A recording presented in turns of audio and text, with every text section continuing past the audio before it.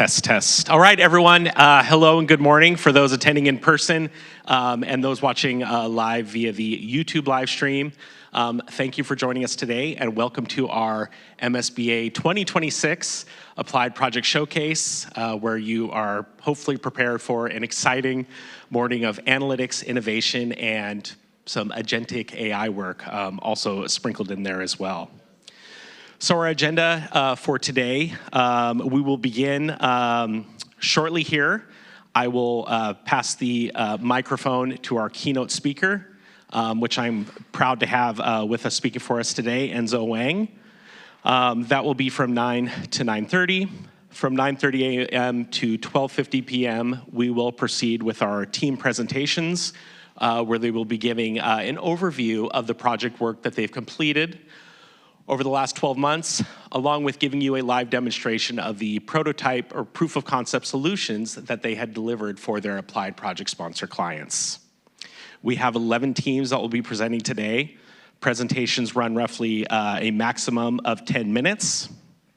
And we will have, throughout the day, we will have on the hour, or approximately close to that, 10-minute breaks throughout.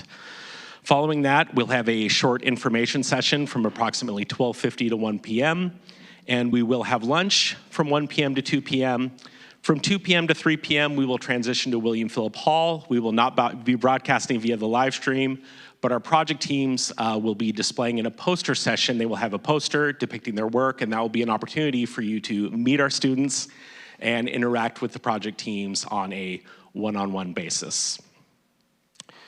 All right, so with that being said, I will go ahead and kick things off and introduce our keynote speaker. I'm very proud to have Enzhou Wan, the Chief Technology Officer with the City of Tacoma, who's going to be discussing and presenting on local government data analytics in the Gen AI era. Okay. Yeah. Awesome. Thank you, Michael.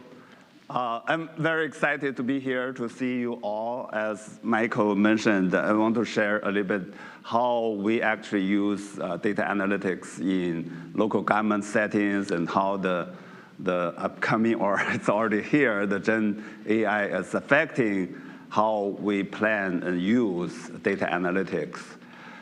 And I'll give a brief agenda. I'll give a very short history of data analytics in the government settings, specifically for local government. And specifically, I'll talk more about how we use data analytics in city of Tacoma right here. And then we'll go into a little bit discussion about how generative AI is influence our planning and use of generative AI. Or use for data analytics, and what are the opportunities and challenges, and we'll look ahead for the future, doing some speculation in a way, and hopefully we'll have a few minutes for questions. And to give a very brief history of data analytics in government, the first period I called a little bit prehistoric in terms pre those self-serving data analytics tools, right? Tableau is the first one. Before that, if you want to actually do data analytics, there's a major effort. You have to build the data warehouse. It's you may heard star schema, dimensional database, that you have to hire business intelligence developers. And for a lot of smaller organizations, even say City of Tacoma, it's really the level of investment feels outreach, right? For smaller organizations, they simply don't do it. And with the introduction of Tableau, later Power BI, and other tools, it allows you to actually leverage your desktop, and you can build dashboard and reports, connect to directly to the data source. You can still do all the data warehouse, but it becomes easier, right, for data analysts to do the self-serving reports and dashboards. And later, in about 2013, I believe President Obama at that time had the open data initiative and promoting open government. That's where you see many cities and states have an open data portal. We'll talk more about, say, Tacoma's open data portal. In, I believe, 2018, there's a evidence-based policy-making act was passed by Congress, signed into law in terms of promoting evidence-based policy-making and ask all the federal agencies to have a chief data officer, right, which then trickled down. Many state and local government have the chief data officer role, which I was previously in. Now the current state I want to share with many local government or cities, in a way, they definitely all have GIS. You've heard Geographic Information System, because map is important for city planning and work. And then there's various department has, for example, finance and other areas. In the case of city Tacoma, we have Tacoma Public Utilities, and there's utility department, have data analyst or kind of business analytics analyst doing analytics work, right? Creating reports, dashboards, and then depending on the size of an organization, some may have like centralized data team, building data pipeline, doing data engineering. And for smaller organizations, they may not have that, or like maybe like one data analyst is taking on multiple roles. And now we talk about City of Tacoma. Normally, I'll have a slide to actually introduce City of Tacoma, right? What a great city we have, but you all study here, or many of you may live here, and I'll skip that. In terms in data analytics space, we actually, I would say, is a leader in the space, and we have mature data architecture. And I'll talk a little bit more, and we have many use cases, I think, in a way, especially in local government. I think we're relatively advanced, and we definitely have established a good architecture for us to use. I'll talk more later. Most important, we have really a passionate user community. We have regular Tableau user group meetings, and we have like data stewards meetings. We collaborate with other cities, agencies, have joint meetings. There's very active use of data analytics. And this is our kind of high-level architecture. It said it's non-spatial. It doesn't include GIS, but Snowflake is our, we call it the unified data platform. Basically, all the goal is to have all the analytics data in Snowflake, right? If you need to find it, you can find it in Snowflake. That way, you don't need to have the fragmented data source, figure out how to access it. You can see Tableau is our analytics platform. The majority of users are using that, and we have some Power BI users as well. And Snowflake also powers our open data portal. And in terms of data source, SAP is our enterprise resource planning platform, and majority of the data has actually come from SAP. We have many, like hundreds of data pipelines from SAP to Snowflake. We use a data integration tool called FME. It stands for Feature Manipulation Engine by Safe Software. That's what we use. And it also integrates data from other SaaS and on-prem systems. This is our open data portal. We launched it in 2023, and initially there's maybe like 70 data sets, and now let's grow to like 90. If you are doing class projects, you may have searched on that, and really it's helped us to provide data not only for the public internally. I think a lot of times we use that as well. This is one of the good examples. We use analytics to communicate with communities, right? We have the police dashboard. We launched that in 2023 as well. And since launch, there's at this point 110,000 views have happened, and definitely is a important part for the community to have a good understanding, kind of data-based understanding in terms of like what the crime safety looks like, help citizens to go into an area if they want to say, okay, should I live here? How safe is my kids' school area? I think give them a very good view. Now we shift gear a little bit to talk about generative AI.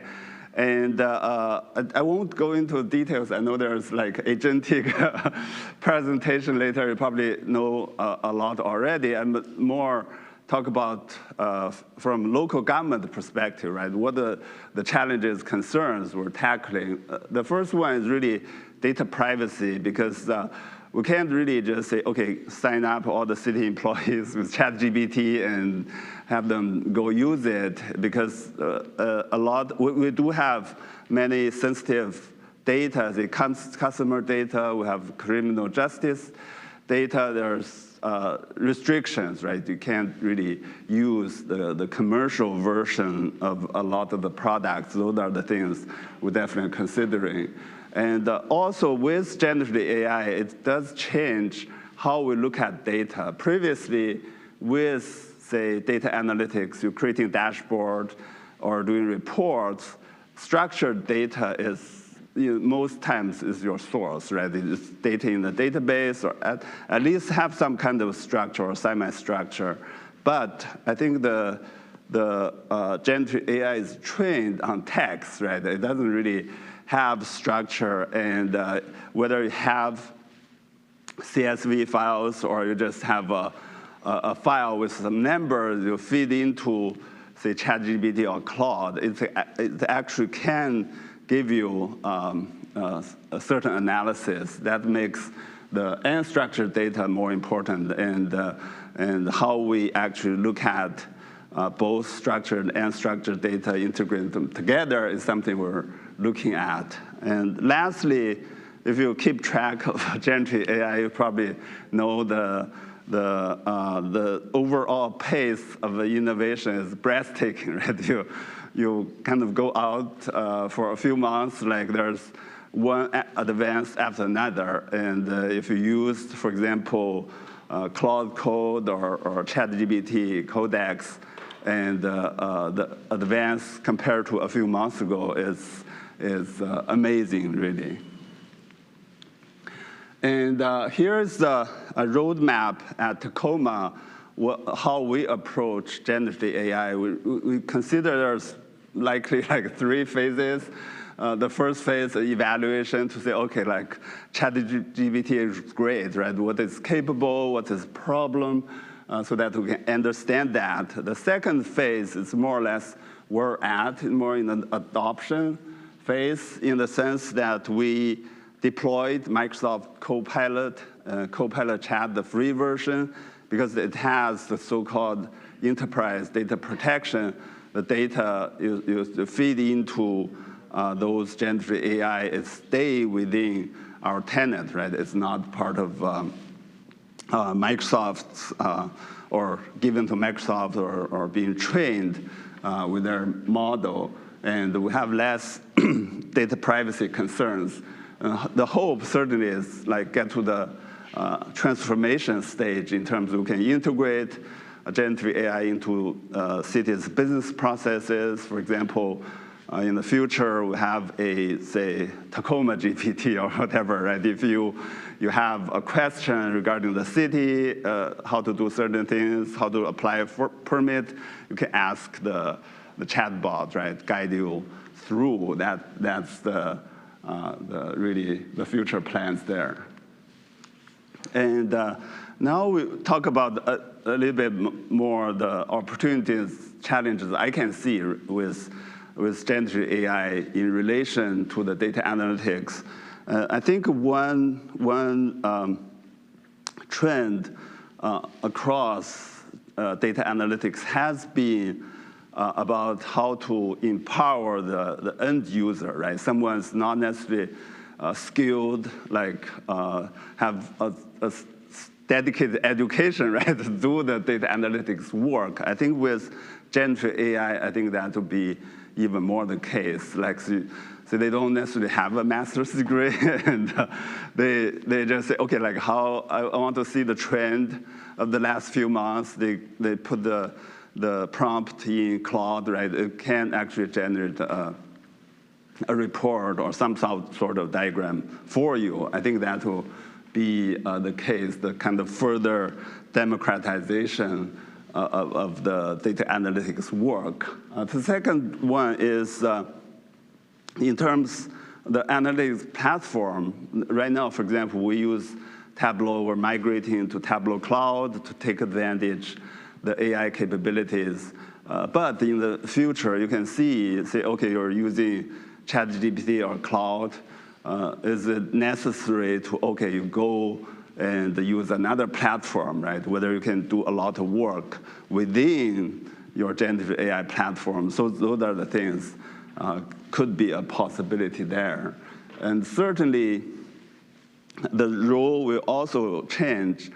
Previously, with the data analytics work, there's, I would say, relatively well-defined roles. You have data engineer in terms of building data pipelines, getting the data into a good format, control data qualities. You have data analysts, right, build reports, dashboards, visualizations.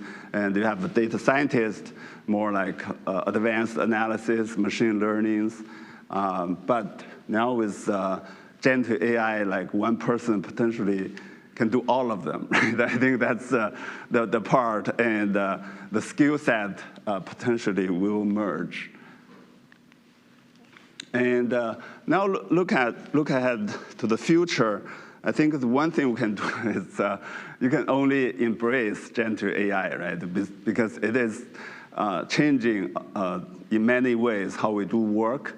And I recently bought a MacBook Pro so that I can actually install, say, Cloud Code and other things without affecting my work computer. Like, we're all trying to keep up there. And the other part I think is still important is say, it's not with generative AI suddenly everything can be solved. You just go and ask ChatGPT or Claude. You probably know, or you're maybe too young to know, like the COBOL, right? That's the programming languages used in the 50s.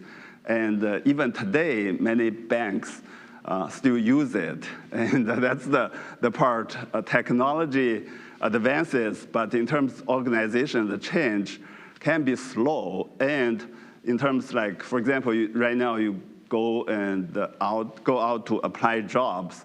In many organizations, they still have their current way of operating, right? They still need to know, for example, they require you to know Power BI or Tableau. You still need to want to learn those skills and also kind of learn the new way, and hopefully you will be the change agent, right, to move the organization forward. Lastly, I do think the training or the education you get from here is about the analytical thinking, right? Like what's the problem you want to solve, and what's the approach? I think compared to, say, okay, like sometimes more intuitive decision making, right? You have data informed and use data to tell stories, those will always be important. I want to end the presentation with a scene from one of my favorite movies, Monty Python's Holy Grail. Toward the end of the movie, there's a scene, the King Arthur and his knights get to this gorge, and the bridge keeper will ask them, everyone, 3 questions, right? If you answer it right, you cross the bridge. If you answer wrong, you got thrown into the gorge. So the King Arthur got the question is, what's the air speed of ant-laden swallow? Instead of answering the question, King Arthur asked a clarifying question, right? Like, is it African or European swallow? And the bridge keeper cannot answer the question. He got thrown into the gorge. The moral story in our case is with generative AI, it feels like you have an omniscient tool, right? Like any question you ask, it gives you answers. Now the important part of skills becomes to pick the right questions to ask, right? I think with all your education here, you're prepared to ask those questions. And hopefully, like, we work together, we can cross the bridge, right? Even though there's uncertainties there. With that, I think I'll end the presentations, and certainly, like, feel free to contact me if any of the areas interest you. And as City of Tacoma, like you study here and live here, we're here to serve you all. And maybe like have a few minutes for questions. Yeah, any questions? Yes.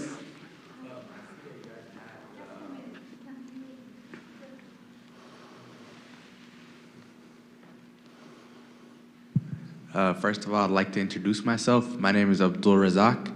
The question that I had was for the police dashboard for the city of Tacoma. I want to know what kind of data, was the data open data, or was it data that you guys got from the city of Tacoma Fire Department, Police Department, and was it in collaboration with that department? Yeah, that's a great question. I'll go into a little bit details. Tacoma Police actually have used a regional 911 center. It's called South Sound 911. The data we use actually comes from South Sound 911. And there's a major effort to actually get data to us in terms like we can actually use. Then certainly there's a process to remove the sensitive data, right? There's the domestic violence and other things like we remove, then that data is on the open data portal. At the same time, also powers the police dashboard there. All right, thank you. Yeah, thank you. Any other questions? All right, if not, oh yeah, thank you. So much. Yeah, thank you. Thank you so much. All right, absolutely. Thank you.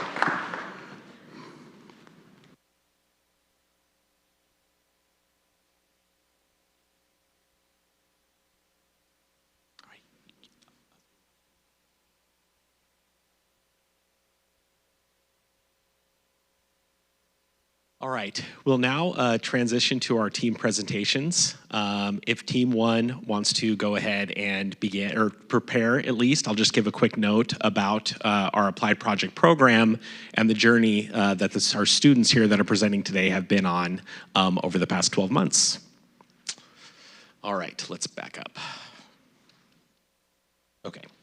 Okay, so this is our Master of Science in Business Analytics program here housed in the Milgard School of Business at the University of Washington, Tacoma. It is a STEM hybrid work-compatible, accelerated. I think that's safe to say that maybe the students here in presenting today can agree with. It's an accelerated program But most of our students say, to give you an appreciation, a further appreciation for the work that they're doing, many of them are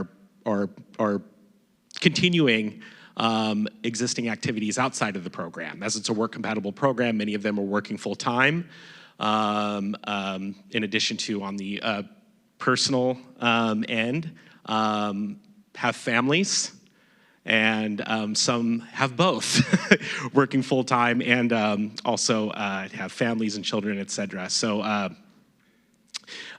want to commend all of them now, take this as an opportunity. I will be doing this again for your accomplishments so far this year and the journey you have undertaken and are nearly at completion. It is a 40-credit full-time program. Some of the courses, examples that they've taken over the past year in support of this applied project program: analytic strategy and big data management, business process and workflow analysis, business analytics, applied regression models, analytical decision-making, cognitive analytics, as well as data and text mining.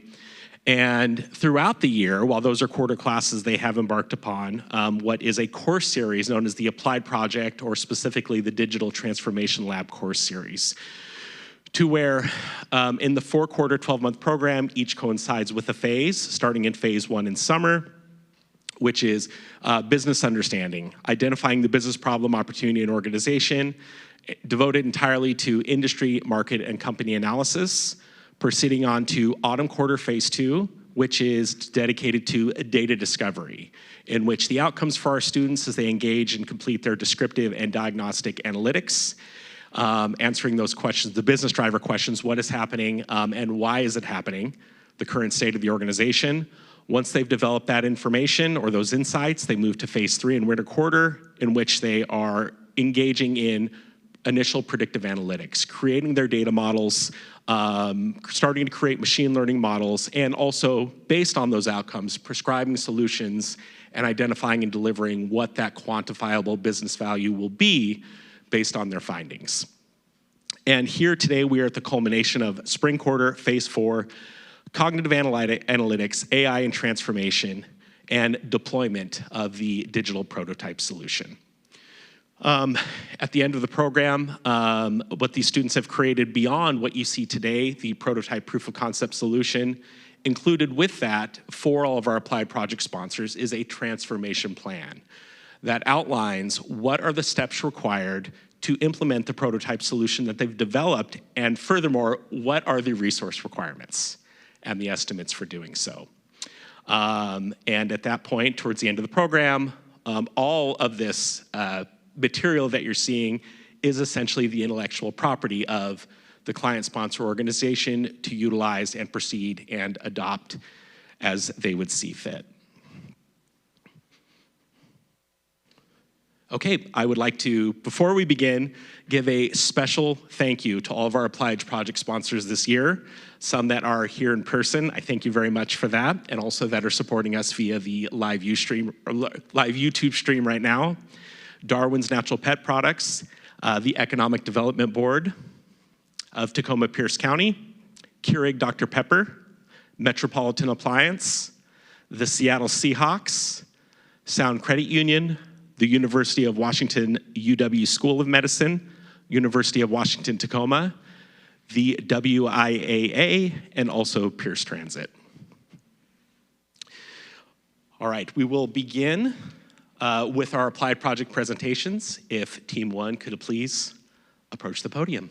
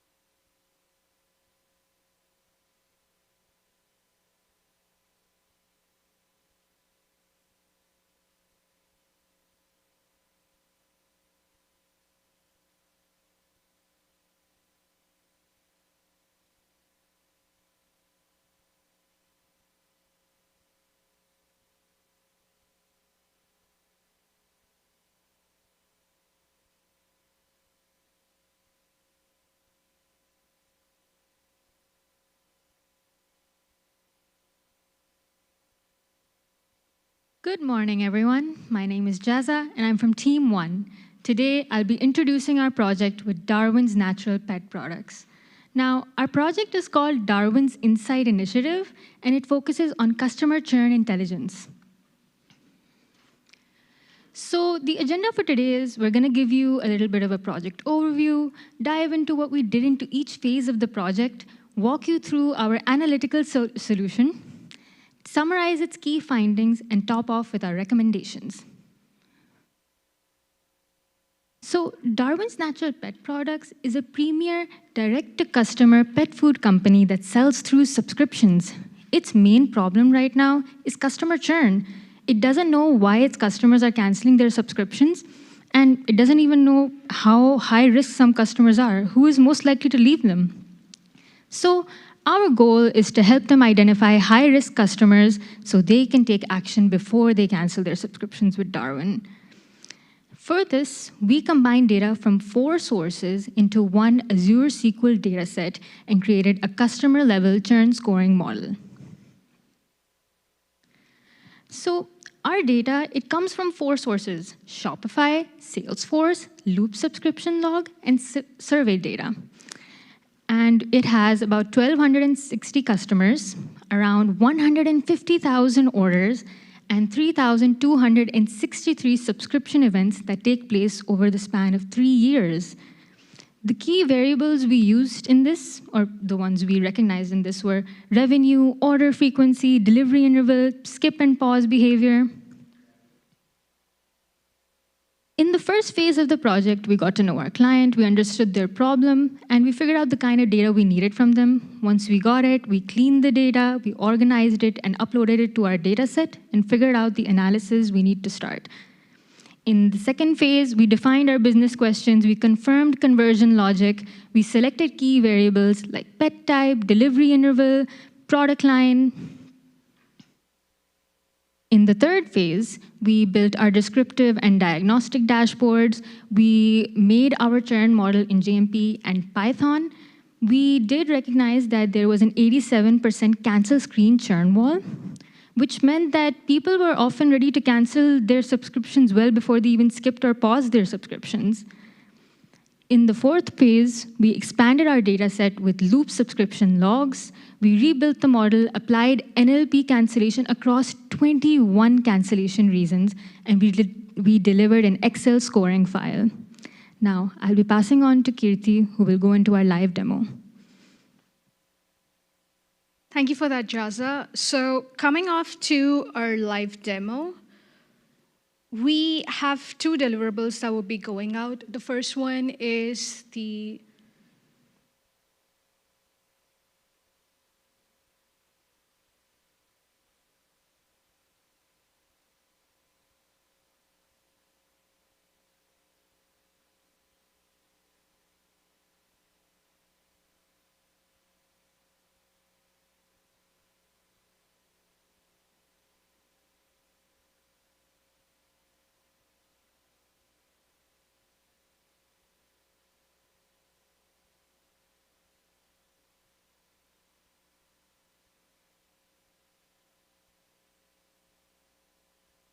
Sorry about that.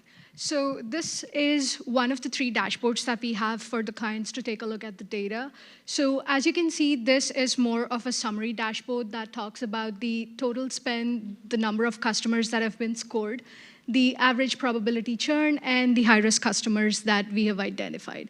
So as you can see, the churn probability as an average is at its lowest, but it talks about the fact that we did not have a lot of customers that have been scored. So the probability might seem less, but it's a little more nuanced than that.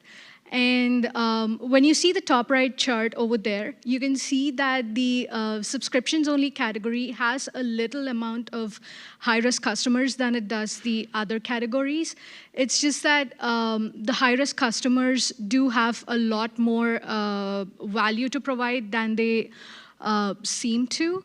And let's take a look at the high-risk customers. If I just filter these for the high-risk customers, we see that it's, okay, Sorry about that. Let's take a deep dive into what the high-risk retention dashboard looks like. So, as you can see in the first chart, we see that the natural selections is a type of line provided by Darwin's for their pet food that they order, and the natural selections does have the highest number of risk customers. And biologics is something that people always opt for based on their pet health requirements. That specific production line is a little bit more stable compared to natural selections, and that is translated into the churn probability as well. What we see here is that even though the biologics churn probability is a little bit low, in the next dashboard, you will see that they are contributing a lot to the average lifetime value of the customers. So it's one important thing to note, and make sure that we have retention strategies that take this into account. And the right corner that talks about the high-risk customer to priorities. This table is what Darwin's consumes on Monday once their churn model refreshes. It has all of the information that they can take a look at. Mostly the customer type, the species of pets they have, or the product line that they order, and a lot of other details that they can take into consideration. And coming down to the customer lifetime value, like I said, the average order value is about $238, and the average lifetime value for a customer is about $3,800. And as I mentioned before, biologics and natural selection do have the same average LTV, but the point is that biologics seems more stable across the data, no matter what cut we look at. And for species, dogs do outperform cats, but on the data itself, it's a little bit more nuanced.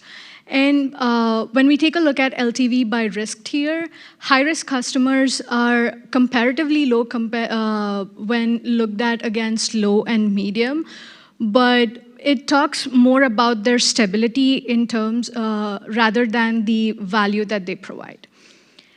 And as for the final deliverable that usually goes out to the customers, this is the Excel file that will be going out. It has the scored customers, a summary of what we've found, and the risk tier rules that talk about how each of the customers have been scored. On this, we do have a couple of filters that can be used. They can look at the high-risk tiers specific for a species and a product line tag.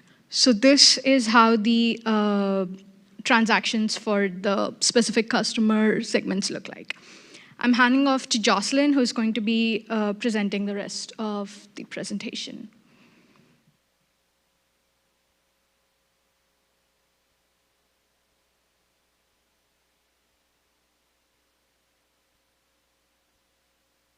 Okay, so going into our key findings, we did find that most of our customers fell into that low risk category, but the model did identify those 73 customers that are considered high risk, which makes up about 5.8% of our total customer base. And the churn probabilities for those high risk customers range anywhere from 50 to 85%, which is a pretty clear separation from the rest of our clients. And those high-risk customers were focused on the natural selections product line, whereas our biologics customers seem to be more stable. And then some of our issues, we did need to combine and clean data from multiple sources. The subscriptions file was our primary source, and then the activity logs was our backfill. And then we also used an earliest date rule to resolve those date mismatches. And then we also decided to exclude those one-time purchase only customers from our churn analysis because they do behave differently from our subscription customers. And then some assumptions that we made were that conversions, we assumed that a customer that made a second order was converted. And then we also decided to use the refresh data that we received from the client this month as our current behavior. And some of our concerns, our main concern was that the natural selections customers show a higher churn rate than our biologics customers. And most of those high-risk customers do cancel without showing any earlier signs like pausing or skipping their orders. And some recommendations that we have are to have earlier intervention for those natural selections customers, and to focus a little bit more on pet transition education, financial risk segmentation, to use that scoring file that we created on a monthly basis, as well as focusing on those vet referrals as well. And that does conclude our presentation. Thank you, and we would love to take any questions.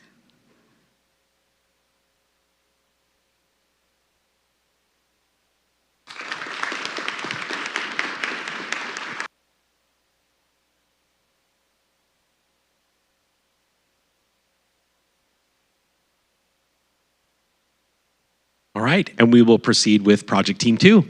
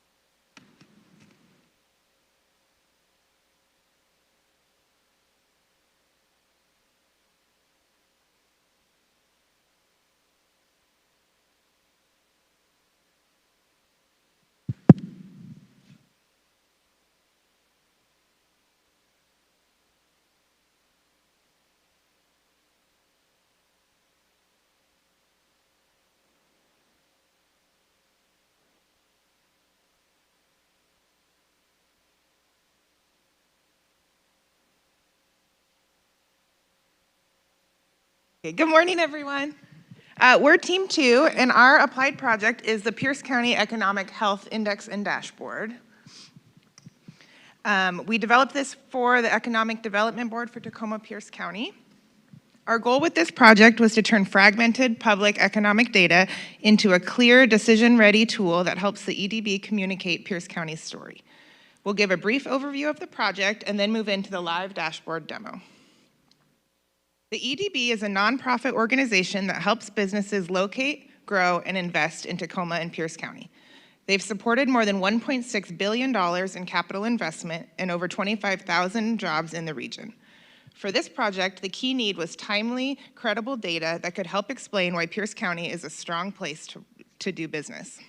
And now I'll pass it to Jackson to talk a little bit more about the data. Thank you, Kim. Pierce County has a lot of useful public economic data. The challenge is that it's spread out across different agencies, fragmented, and across different schedules and time periods. And it's also often delayed on what the most recent years are. That makes it difficult for stakeholders to understand and bring this data together. This project started from that problem. How do we bring this data together for the Economic Development Board so that they can have a clear picture of Pierce County's economic health? To solve this problem, we created a multi-pillar Power BI dashboard that brings that fragmented data together into one economic health index. The goal is not just to display data, but to give the Economic Development Board the ability to interpret economic conditions in Pierce County. We started off by gathering multiple data sets. We got 18 total data sets from multiple different public data sets. We cleaned and standardized each of these data sets. We then loaded them into a single Azure SQL database that allowed us to be able to add on as we went. So we can use this SQL database to add on year over year as these public data sets get updated. We can also add different data sets on as we go. Through Power BI, we normalized onto a common index scale where 50 is a historical baseline for that data set. We had 4 different phases. We started off by understanding what exactly the EDB needed. We then identified data and the requirements needed. We developed our SQL data model, created an index logic, and then created a rough draft of our Power BI dashboard.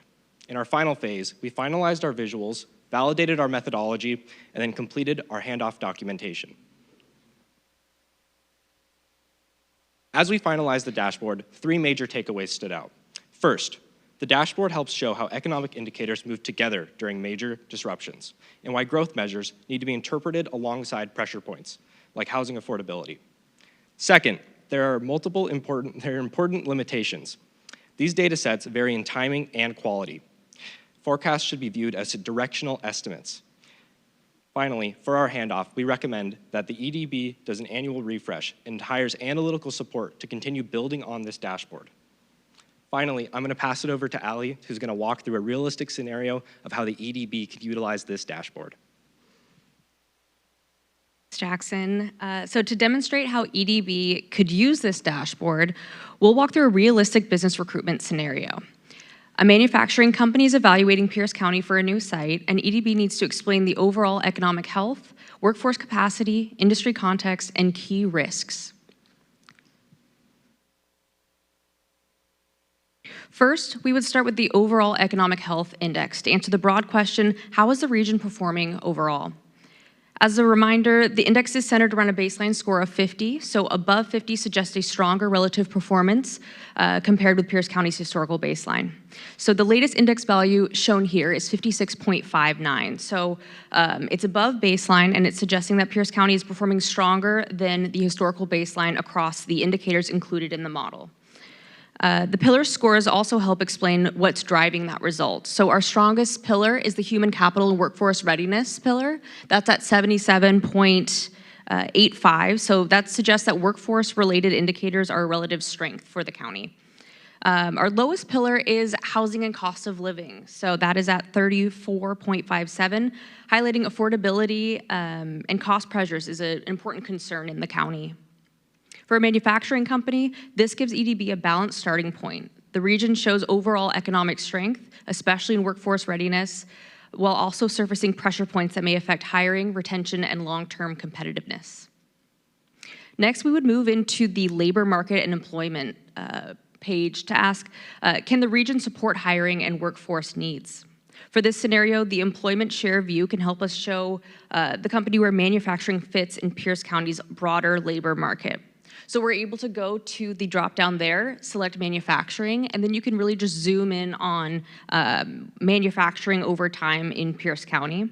These measures don't answer every workforce question on their own, but they help EDB frame up a follow-up conversation around labor availability, hiring pipelines, and training capacity, and workforce retention. From there, EDB could use the income and economic output page. That could answer, how does this company fit into the broader regional economy? This page is connected to the company's site decision. It helps connect a company's site decision to Pierce County's industry mix and economic activity. That matters because business recruitment is not about whether one company can locate here. It's about how that company aligns with the region's larger economic infrastructure. Then we could look at housing and cost of living. So that can answer what constraints should be a part of the conversation. Economic health is not just about growth. Housing affordability is important context for workforce attraction and retention. For a manufacturing employer, this helps EDB acknowledge the cost environment workers may face and have a more realistic conversation about regional competitiveness. Finally, I want to briefly shift from the business recruitment scenario to a feature that may be especially useful for EDB, regional stakeholders, and local decision makers, the scenario testing page. So this one's kind of cool. It is it helps us move beyond viewing current conditions and explore which indicators have the greatest effect on our model. For example, we can select business survival and then have it increase by 10%. And then you can see the impact on that. So as it processes, it shows us that if business survival changes by 10%, so increases, the 2026 Economic Health Index changes by 5.9 index points. So this doesn't mean that we're predicting that business survival is going to increase by 10% or that this one indicator directly causes the overall economy to change. Instead, it's a sensitivity tool. So it shows how the overall Economic Health Index responds mathematically when one modeled input is adjusted. So this helps EDB identify which indicators have a stronger influence on the model, where closer monitoring might be useful, and how different economic conditions could support planning, interpretation, and discussion. So together, these pages turn these separate public data sets into a structured economic story, where Pierce County is strong, where there are constraints, and which indicators matter most when EDB is supporting business recruitment and regional planning. We'll pause here and would be happy to answer any questions about how the dashboard was built, how it can be used, and where it can go next. Thank you, guys.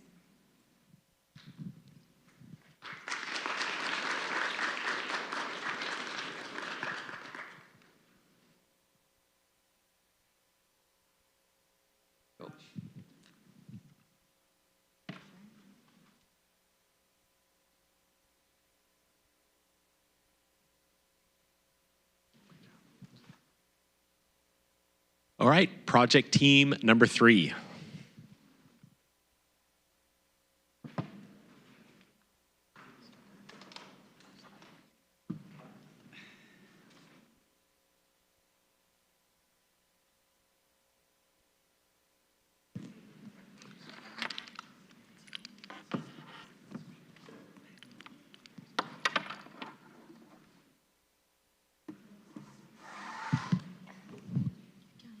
Either this microphone, but you need to keep close. Okay,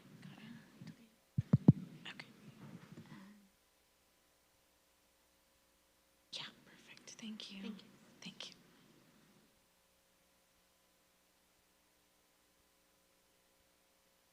Okay. Good morning, everyone. We are Team 3. We've been working with Keurig Dr. Pepper over the course of our MSBA program, and today I'd like to share what tools we've built for them. I'd like to quickly introduce our team. So I'm Susanna. Here we have Bryson, we have Evelyn, Sushmita, Ayani, and Solongo. Okay, so the problem that KDP came to us with was that products in their distribution center were not placed based on any data. They were randomly scattered through the warehouse. So the distribution center is basically a giant storage where they place all their products before they get shipped off to suppliers. So the warehouse workers will manually come with forklifts and pick up products and go to trucks, load them up, and ship them off to the distributors. But the problem was that the items were, the fast movement items and the high budget items were not stored in optimized locations such as near dock doors, and across a 224,000 square feet warehouse, the number of extra pick time adds up to real operational costs. So we set out to minimize these costs for them. Our project evolved in 4 phases. So first, we started off by actually touring the facility. We sat down with the operational team to really understand how their warehouse works and where their pain points were. From there, we gathered and loaded our data into Azure SQL, and we started building our tools. We're in phase 4 currently, where we've packaged everything that we've built for the KDP operations team, and now we're working with them to get them running it themselves. So I'd like to talk a little more about our data, our methodology, and our analytics pipeline. So first, talking about our data, most of our data were SAP movement data, which is basically a record of every time a product leaves the warehouse. So from there, we get the quantity and the dollar value that this product brings. Secondly, we also had data about the bins in the warehouse. So we knew which lanes they were in, their constraints, their size, so forth. But most importantly, when we toured the warehouse ourselves, we were able to get a floor plan of how the warehouse was physically laid out. So where the outbound dock doors were, where each lane, each bin was physically located. From here, we were able to derive what we've called our proximity zones, which are zones that are closest to the dock doors. We've labeled them as prime zones, zones zones that are further back, we've labeled them as secondary zones and so forth. From here, what we did was we worked with our movement data of all our products. We did an ABC value classification of these products, which is basically a simple rank. So each product SKU that brings in the most dollar value is the top class, and that's the A class SKUs, followed by B, followed by C class. Secondly, we also did a velocity classification for these SKUs. So they were classified into fast, medium, and slow-moving items. We combine these two classifications into a 3x3 matrix so that each SKU has a specific grid that it can live on, based on which we can classify them in optimal location. So this is a quick data flow diagram to show how our data flows. So the SAP records we get from KDP directly flows into our Azure SQL database, and our bin engine, which is the assignment algorithms that I talked about, run here. And this gets fed into the actual tools that we've built for the team. So talking about all the tools that we've built, they work together in an ecosystem. So the bin assignment engine, what it does is it runs an algorithm where it takes the top SKU from our ABC classification matrix and it matches it with the most optimal bin that we found in the warehouse. It works down the list and it respects all the constraints, such as a cold product will only be placed in a cold segregation zone bin. If any product is X dimensions, it will not be placed in a bin that exceeds this dimension, and so forth. Secondly, we have the interactive warehouse map, which is just a visualization of the suggestions from this engine. We've also built some diagnostic Tableau dashboards which show the lane utilization rates or any type of congestion that's occurring in the warehouse. We have a quarterly reslotting pipeline, which is a simple SQL script that the operations team can run every quarter as their data refreshes, and our assignment engines would automatically update with their new data. We have a RAG AI analytics agent, which can be used to answer questions about the data quickly. And we have built the interactive warehouse map into a distributable app package that the team can easily use. So I'd like to give a live demonstration of this map, which will be followed by a demo of the analytics agent.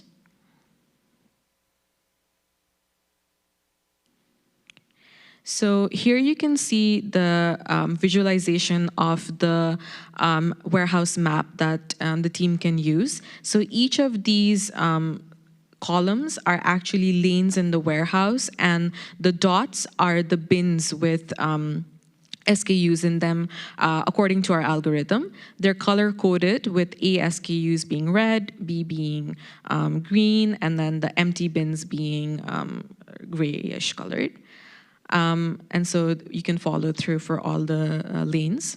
And a feature that the KDP team can use is they can search any SKU they want by name. So for instance, I know that Starbucks is one of their highest selling products. So they can search the code for Starbucks, and here you can see these are the K-cups that are placed in zone 1, which are class A. Most of the B and C class are placed in zone 2, and so forth. So the value that this brings is that anyone from the KDP team who don't necessarily know how to run SQL queries and so forth can easily use this system to see where their products are placed. From here, I'd like to hand it over to Sushmita, who's going to present the AI analytics agent and wrap up the rest of our presentation. Thank you, Susanna. So now that we have seen the warehouse dashboard with the full visual floor plan, so now we have the AI analytics agent that we have created using the RAG architecture. And here is the dashboard that we have created, and which is linked to the Azure SQL database. And with this AI analytics agent, anyone from the KDP's operational team can get the business insights in seconds without having to run any SQL queries or open Tableau dashboards or wait for the analysis reports.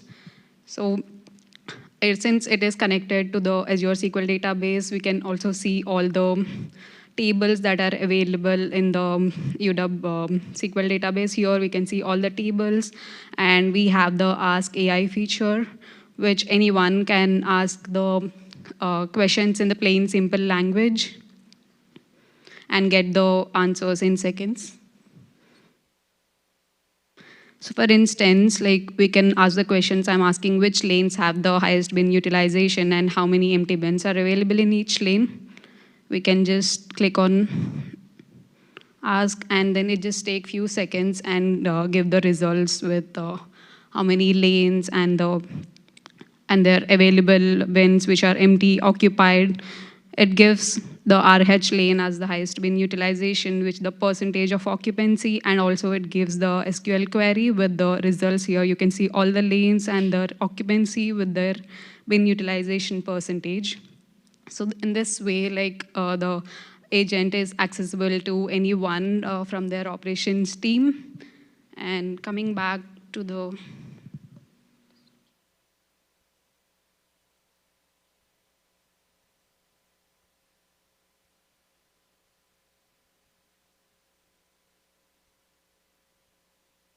And coming back to the key deliverables for the KDP team, the value that we are bringing to the team is a system that didn't exist before with them. They now have the data-backed way where they can get the business insights without having to run any SQL queries, and they have the visualization tool, which anyone can use it without having any technical knowledge.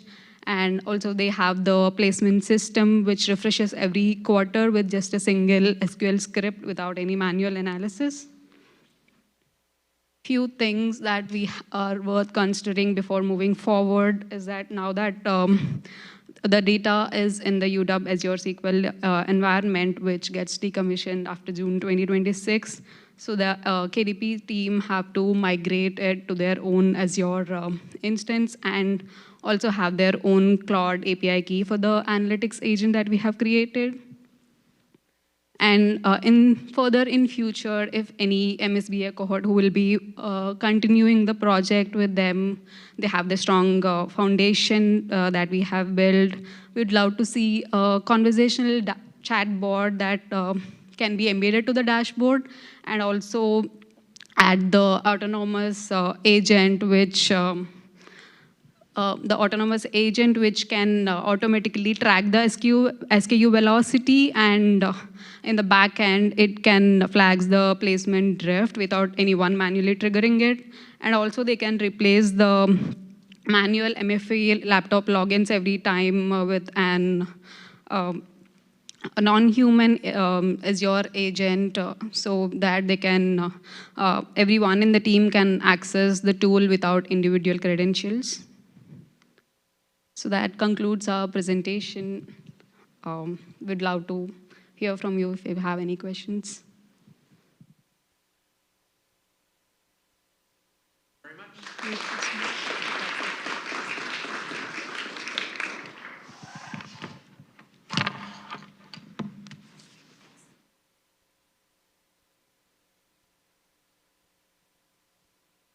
Okay, we'll go ahead and take a 10-minute break, and we will resume at approximately 10:15.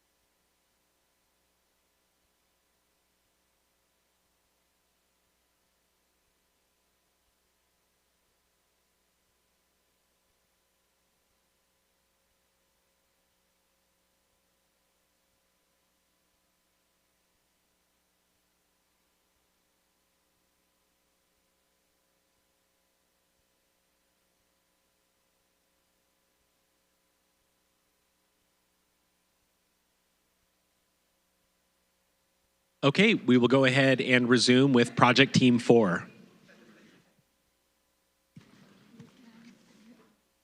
You can use this microphone. Or if you would use this, please hold close.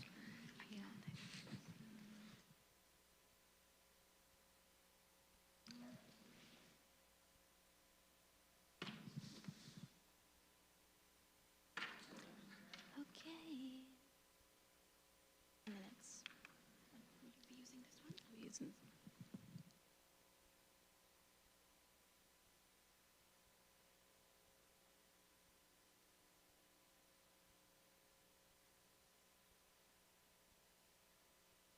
Hello, everyone. We are Team 4. My name is Arandi. I'm Shubhanshi. I'm Ryan. And I'm Raul. And today we will be presenting the future cash forecasting model. Metropolitan Appliance has served the Pacific Northwest since 1978 and currently is facing cash gaps caused by delays between customer and vendor payments. Our goal is to create a predictive cash flow forecasting model to improve decision making.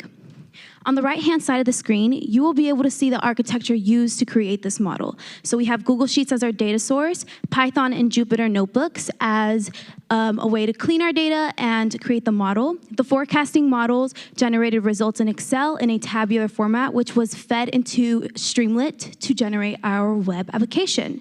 For phase 1, we analyzed our business problem by exploring ways to replace manual forecasting with predictive models and dashboards.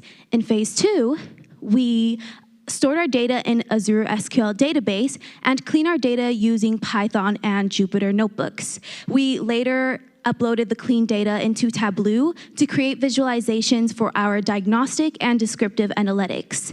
Then these visualizations highlighted key insights and trends. I will now pass it on to Shubhanshi to discuss the remainder phases and live demo. Thanks, Randy. I'll take it further from here. So yeah, we built like 2 models. We had to do 2 models because we had different drivers impacting our cash flow. First was account receivable and the other one was future inflow. So we had to build 2 separate models because they had different drivers impacting them. The first one you can already see here is the account receivable. This was a historical cash flow model that we built. This one utilizes all the invoices that the Metropolitan Appliances have. We evaluated individual customers, group them into buckets of priority of how late they are paying, how early they are paying, bucketed them with that, and got our accuracy for around 74%. I think this is more than enough that we can get in a cash flow real forecasting scenarios. So that's what we got for AR model. For our next model, this was future cash in and cash out. This was for the orders which were not fulfilled yet, but they are in the future. So for this one, we used different prediction modeling techniques, like we used gradient boosting and deterministic rule-based model. Yeah, we reached up with these numbers highlighted on the screen. I think we got pretty good accuracy in R-square. Moving on, in the phase 4, we worked on creating the AI data analytics agent, and this was very helpful, I think, will be helpful for Metropolitan Appliance. They will be able to use it, query their database in natural language, and I think that is how they will be helped in understanding the key insights that they would like to check. Moving on to the technologies that we used, like I mentioned, we have used gradient boosting classification and regression, and also we have used deterministic rule-based forecasting for our future cash models. With this, I would like to move on to our live demo.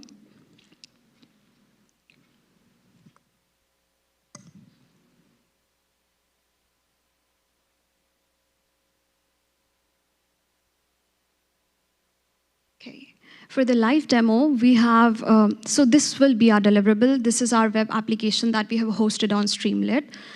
This is basically prepared from the output results that we got from our prediction model, and we have fed the Excel sheet that we got and put up as our web application here. The first model is the account receivable dashboard. If you see here, There are a few things which are definitely not visible to you for, of course, privacy reasons. But yeah, the view changes when we share this with our stakeholders. This gives us an overview of the total dollars at risk as our first one. Then the second bucket shows about how high-risk customers are owing to the Metropolitan Appliance. Like, for example, you can see $1,900 are forecasted to be gathered back in 90 days, but that's a risky part. It's highlighted here. Then we have different customer level insights as well, like they can choose if they want to see top 18 customers, top 50 customers, based on the collection risk. For example, if we want to see this particular customer, they have some values of numbers which are high and taking a lot of time to return back to them. Then we have another feature which is invoice level detailing. In here, we can choose a particular customer and also filter based on the aging bucket. Like, for example, if I get rid of, say, the immediate ones, and I just say how long have they been overdue, I will be able to see individual columns about the due date, the invoice number, how much they owed, and the days overdue. Then we have payment behavior as well for the invoices. This goes by customer, by terms, by categories. So if we see from here itself, it's very clear that they need to work on few of the portal that they are getting the collections from. Moving on, we have also integrated an Ask AI chatbot here. Here they can ask like very generic questions using NLP. Right now, this is not working because it's a free version of Claude that we are using right now. But of course, if they upgrade, they can just hit on these questions and they will get the correct answers based on the model that we have created. Moving to the second dashboard, which is the future net cash position, this talks about the net cash, but for the future orders, the orders that are not yet fulfilled, but will become as fulfilled when the due date approaches. So this talks about their overall health. If you see, like in the first 1 to 2 months, they look in deficit, but going further, they look positive, right? This shows us clearly that they need to also ensure checking not just the long-term health, but the short-term health, because that is what something impacts the longer range. So in the short term, they need to focus on particular weeks. So we've given them weeks forecast, month forecast, and that goes way up to 18 months. Then we have individual categories again for if they want to go specifically for the inflows or they want to go for the outflows, where they can talk about the purchase orders and individual invoices per week. Then again, they can filter for customers and they'll get more information down here. We have few things also for manual review because not everything that we are predicting is accurate. So we have flagged that specifically in the manual review. And lastly, again, the Ask AI chatbot again for this model. That concludes our live demo. And I would like to move back to my slide.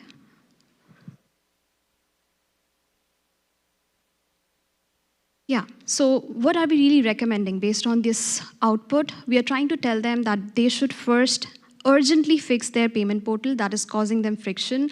For around 55 days, it's noticed that that particular payment portal is not working for them or it's causing a delayed payment type. So that's the first thing that we are recommending. Second, we are saying adopt our predictive cash flow model. Hopefully, they will get rid of the manual forecasting that they're doing and will not be relying more on the line of credit. The third we are saying is to clear the account payable invoices because we have mentioned like 2 weeks and 1 month, like neo time. So they can basically just get rid of all the account payables that they have to give back to the vendors. Lastly, we are saying backfill, the back orders should be fulfilled by cash value and not just a sequence of prioritized orders. So that's how we are recommending few things based on our output so far. That's all. We are open for questions if you have any.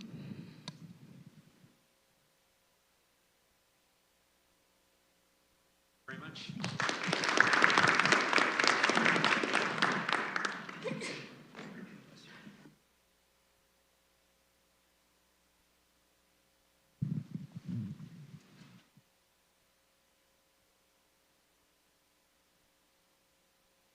And we are on to Project Team 5.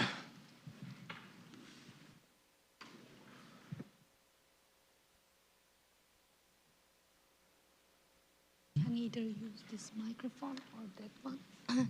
Please hold close to be able to be.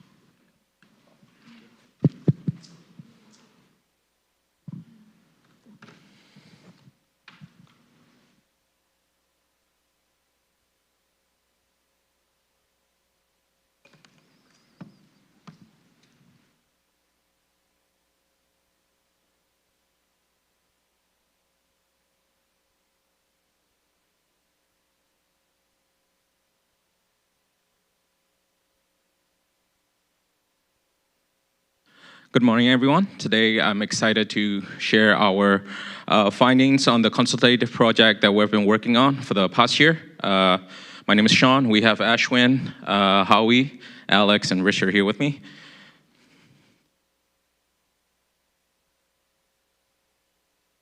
So first, I'm going to give you a little bit overview about the Rideshare program. It's designed to save you money on gas, insurance, and vehicle maintenance. And it's for people who are going toward the same route, traveling toward the same routes, and with vehicle options such as Teslas, EVs, and the passenger vans. It's very convenient for people for about $100 a month.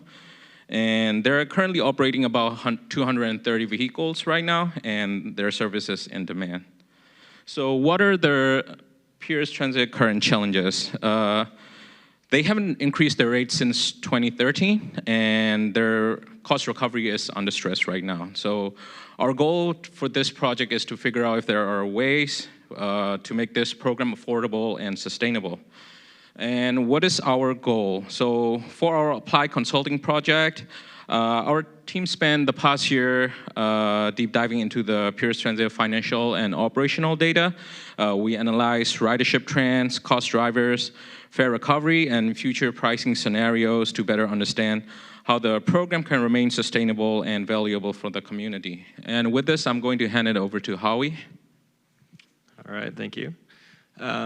So 4 phases of our applied project is first we just had the business understanding, so meeting with a client, going over what Pierce Transit Rideshare was, challenges they faced. Then we kind of got data and looked at it. It was a little messy, but we cleaned it up. It's all right. This is more of the data understanding phase. And then we went to find out our modeling phase, so that's where the hard work was. So we did the forecasting, and it was a team effort, and kind of trying to predict fares. And lastly is what we're going to show you next will be our dashboard, our storyboard, and our recommendations. So I'm going to pass it off here to Alex. Thanks, Howie. Ashwin's bringing us over to the website right now, which serves as an analytics portal with an integrated BI dashboard. So at the top, you saw some of the performance, program performance metrics with operational trends. Some of the graphs and visuals are duplicative, but if you go into the Power BI portal, you can see we dive a lot deeper. And we followed the 4 key dashboard levels here. So we have descriptive, diagnostic, predictive, and prescriptive. I'll talk a little bit about the descriptive and diagnostic aspects. We have all of the KPIs up top that are really trying to paint a picture of the current situation. We want this to be the first look at understanding the overall business scenario. We also have some visuals with cost recovery trends, cost composition, boarding and revenue trend, with service hour trend as well. Over on the diagnostic dashboard, we're really trying to answer the why.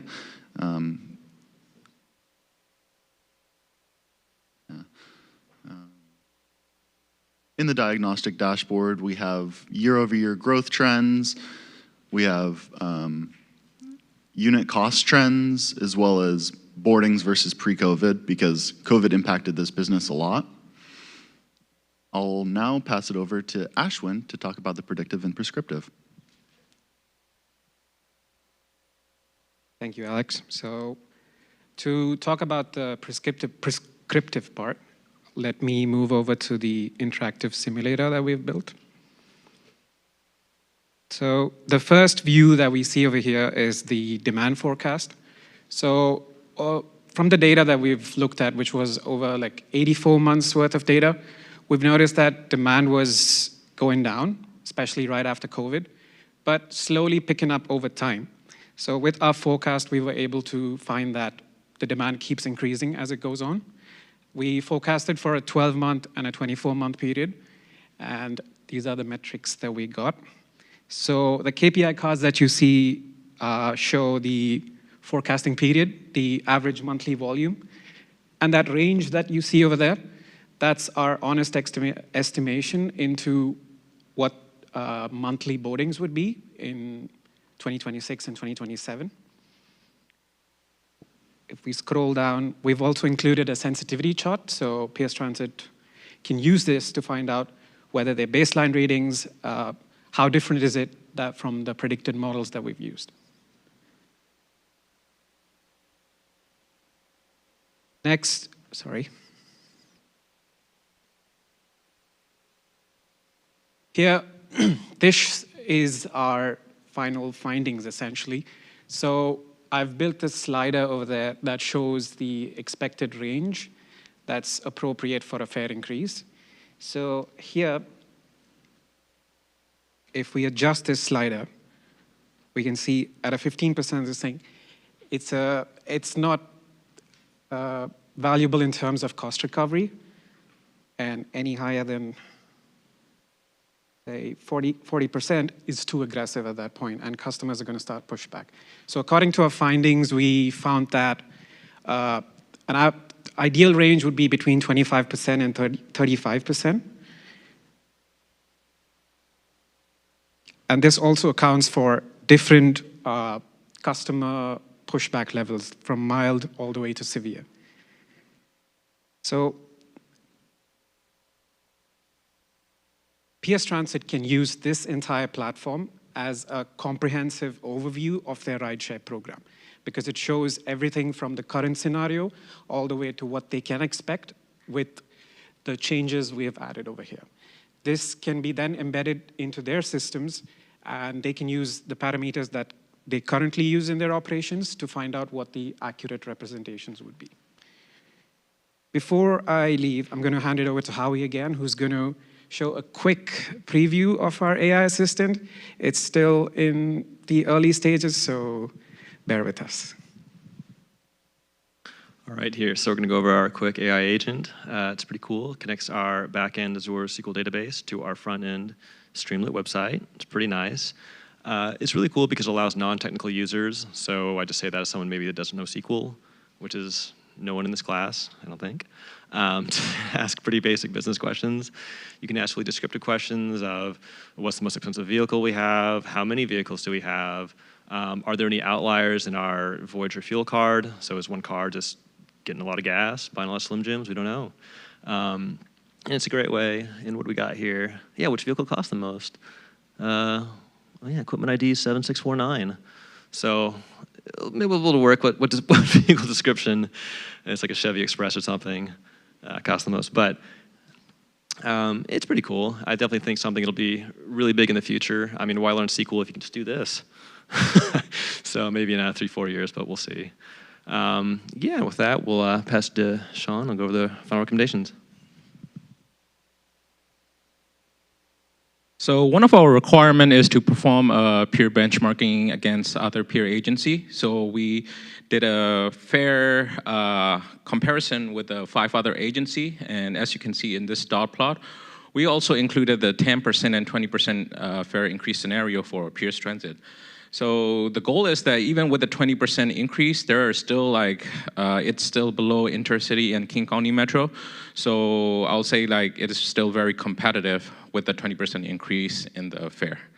And Ashwin will going to give you the final recommendations now. So to close, our final recommendations are to start with a phased approach. So in the first year, have a 10 to 15% increase. Monitor the ridership trends in that year, in those 12 months. And then if things still hold, increase to a recommended range of 25 to 35%. This gives PS Transit the best balance between customer satisfaction and cost recovery, which is their most important metric. Also, based on the peer benchmarking we saw, if PS Transit takes our considerations into account, it will position them as one of the top transit agencies in the state of Washington. So on the platform side, we recommend that PS Transit use this as a live reporting tool, the website. So the Power BI can handle the recurring reporting, and the Streamlit can handle forecasting, fare analysis, and what-if scenarios. So the whole package gives them a comprehensive overview into their rideshare program, which is what we could do. So thank you for your time, and if you have any questions, please feel free.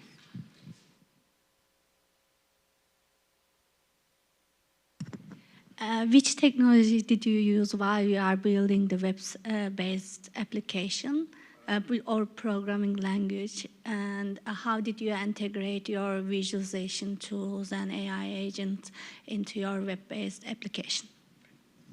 Thank you, Oski. So we used Streamlit as the base to build our website. The plots were made using Plotly, a package in Python. The whole thing is coded in Python as well. And then we have managed to embed the Power BI dashboard onto the website to give a complete package.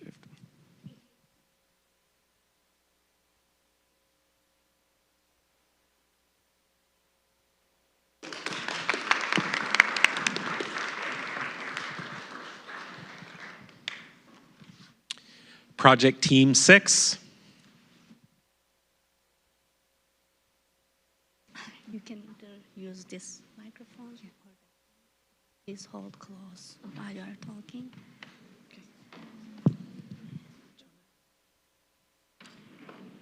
Or that one too, but it's higher for you if you hold it.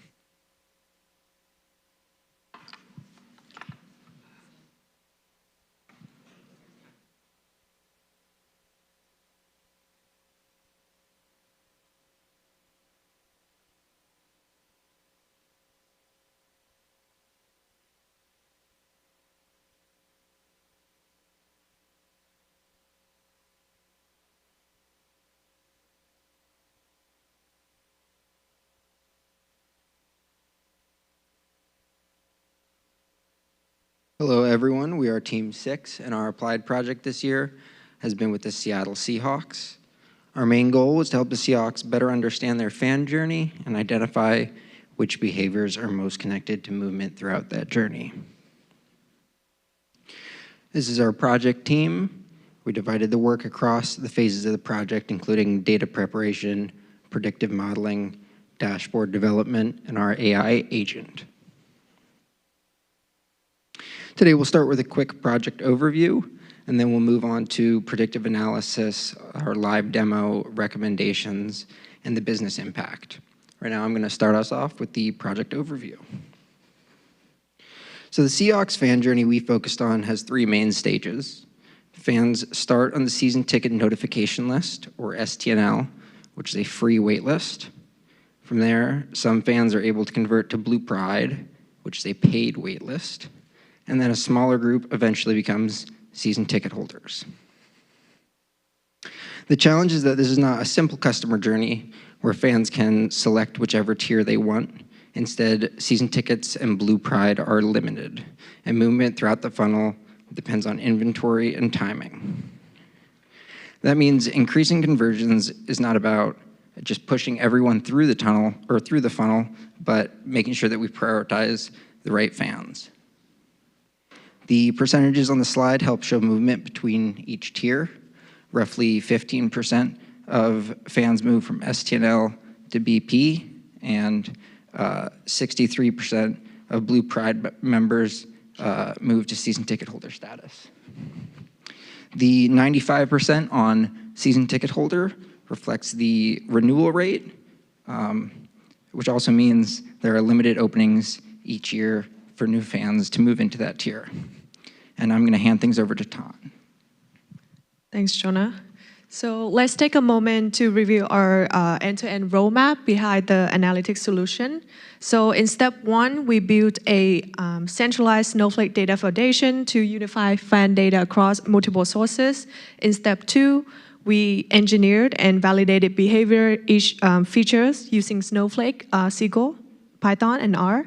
In step 3, we developed supervised and unsupervised machine learning models, then integrated into Tableau dashboard. Finally, in step 4, we translated analytics into business action through targeting strategy, dashboard, recommendation, and our AI agent.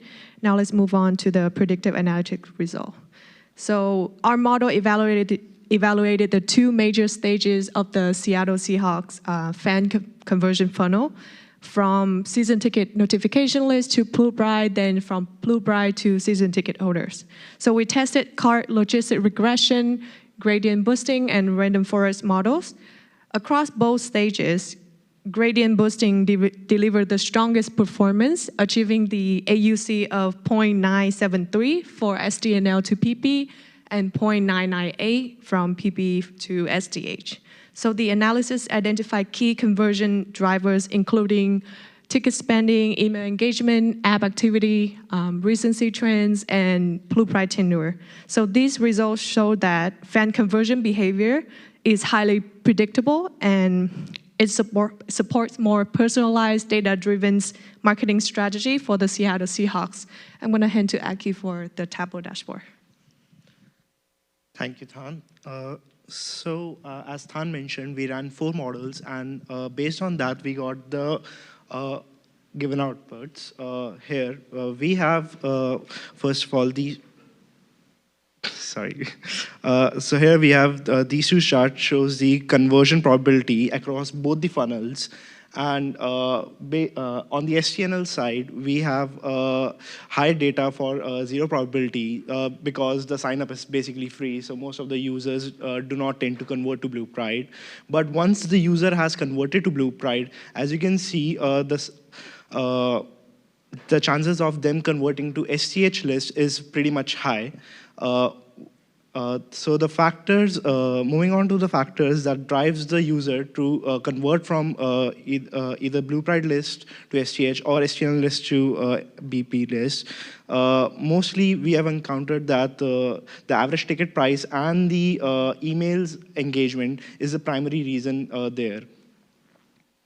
So based on the probabilities, we have bifurcated the users into 3 categories. First tier is the one where we directly invite them. The second tier is the one where we nurture them through email campaigns or app engagement. And the third is we rescore them either monthly, quarterly, or annually. Moving on to the top email engagement, this shows the top performing email campaigns, which helps identify the most effective ways to engage and nurture users in tier 2. Lastly, this is the main output that we generated. Here, as you can see, we have ranked and filtered the list into by customers, and based on the probability that they have, we have given them the action tier, that is direct invitation. Here, as you can see, they have predicted BP to the highest level, but their actual BP is 0. So, based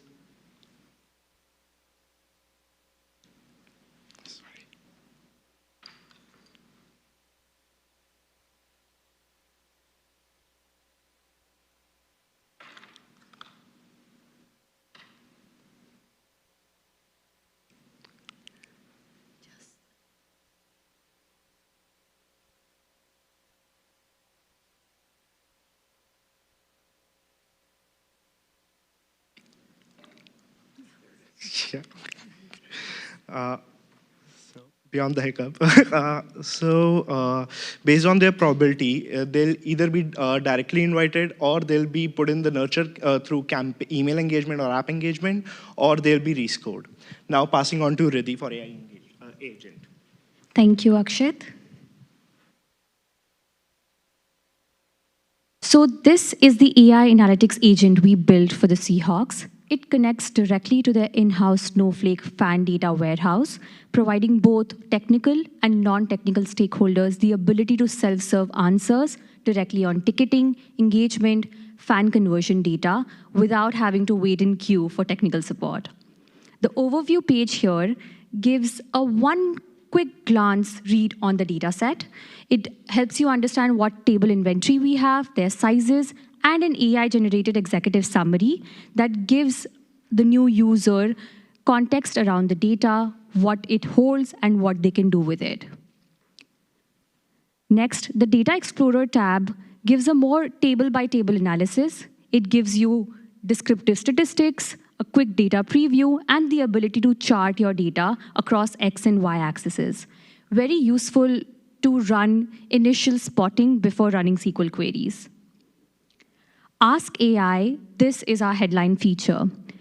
A marketing analyst who doesn't know how to run a SQL query can use this to prompt a question in plain English. For example, here I'm asking the agent to show me a top fan by primary sale market. What the agent does in the background is understands the ask, finds the right table, generates the SQL query, runs it in Snowflake, and returns the accurate response with reasoning. It also gives us visibility into the SQL query generated, which a technical analyst can then use and run it in SQL editor to extend their analysis as they like. And finally, AI insights and recommendations is the next step layer. You can pick a table, set an analysis focus, and the agent will return a structured read on relevant context, key insights, and recommendations that you can use to guide your next steps. This is grounded directly in Seahawks-specific context, which we have encoded directly into the prompt. What makes this agent useful is the same tool supports 3 very different roles: a director of analytics, marketing agents, and engineering team.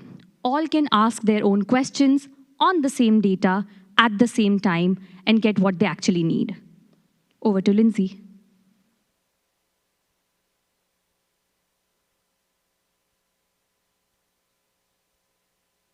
Thank you, Rudy. So after reviewing the dashboard and AI agent, our recommendation is to use tier-based upgrade strategy and other than the broad campaign. So for the STNL fans, the focus is to create a clear progress path from STNL to BP fans. Because this group is large, but they has low movement to the next tier. We also recommend reducing email churn through the preference-based segmentation, and so the fans can receive the communication that feels more relevant. For BP, we suggest building the dedicated communication track with around playoff focus activation, and we also suggest removing friction points for Tier 3 BP fans who may ready to be close to upgrading. For STH fans, the priority is retention. Re-engage them with like the value-driven content, recognizing 10+ year holders through a legacy STH designation, and using early churn detection. Across all groups, we recommend stronger app incentives and rivalry game pre-sales to support engagement and revenue growth. Next, I will pass on to Churn for the business impact. Thank Lindsay. So our project delivered the impact across 4 dimensions of the fan conversion. First, on the conversion, we identify SNTL and PP Tier 1 who are ready to convert. And on the fan behavior, we focus on 4 behavioral cluster and top 8 predictive feature which predict the action. On revenue, we detect the early churn and also the loyal fan. We maximize the revenue from the rivalry and playoff game. Operationally, we cut waste, improve email health, support app role, and manage the risk management. So to wrap up, our project show what happened when analytics, fan engagement, and revenue management move together. We can get the clearer insight, stronger conversion, and more efficient operation. So thank you for your attention, and we happy to Q&A.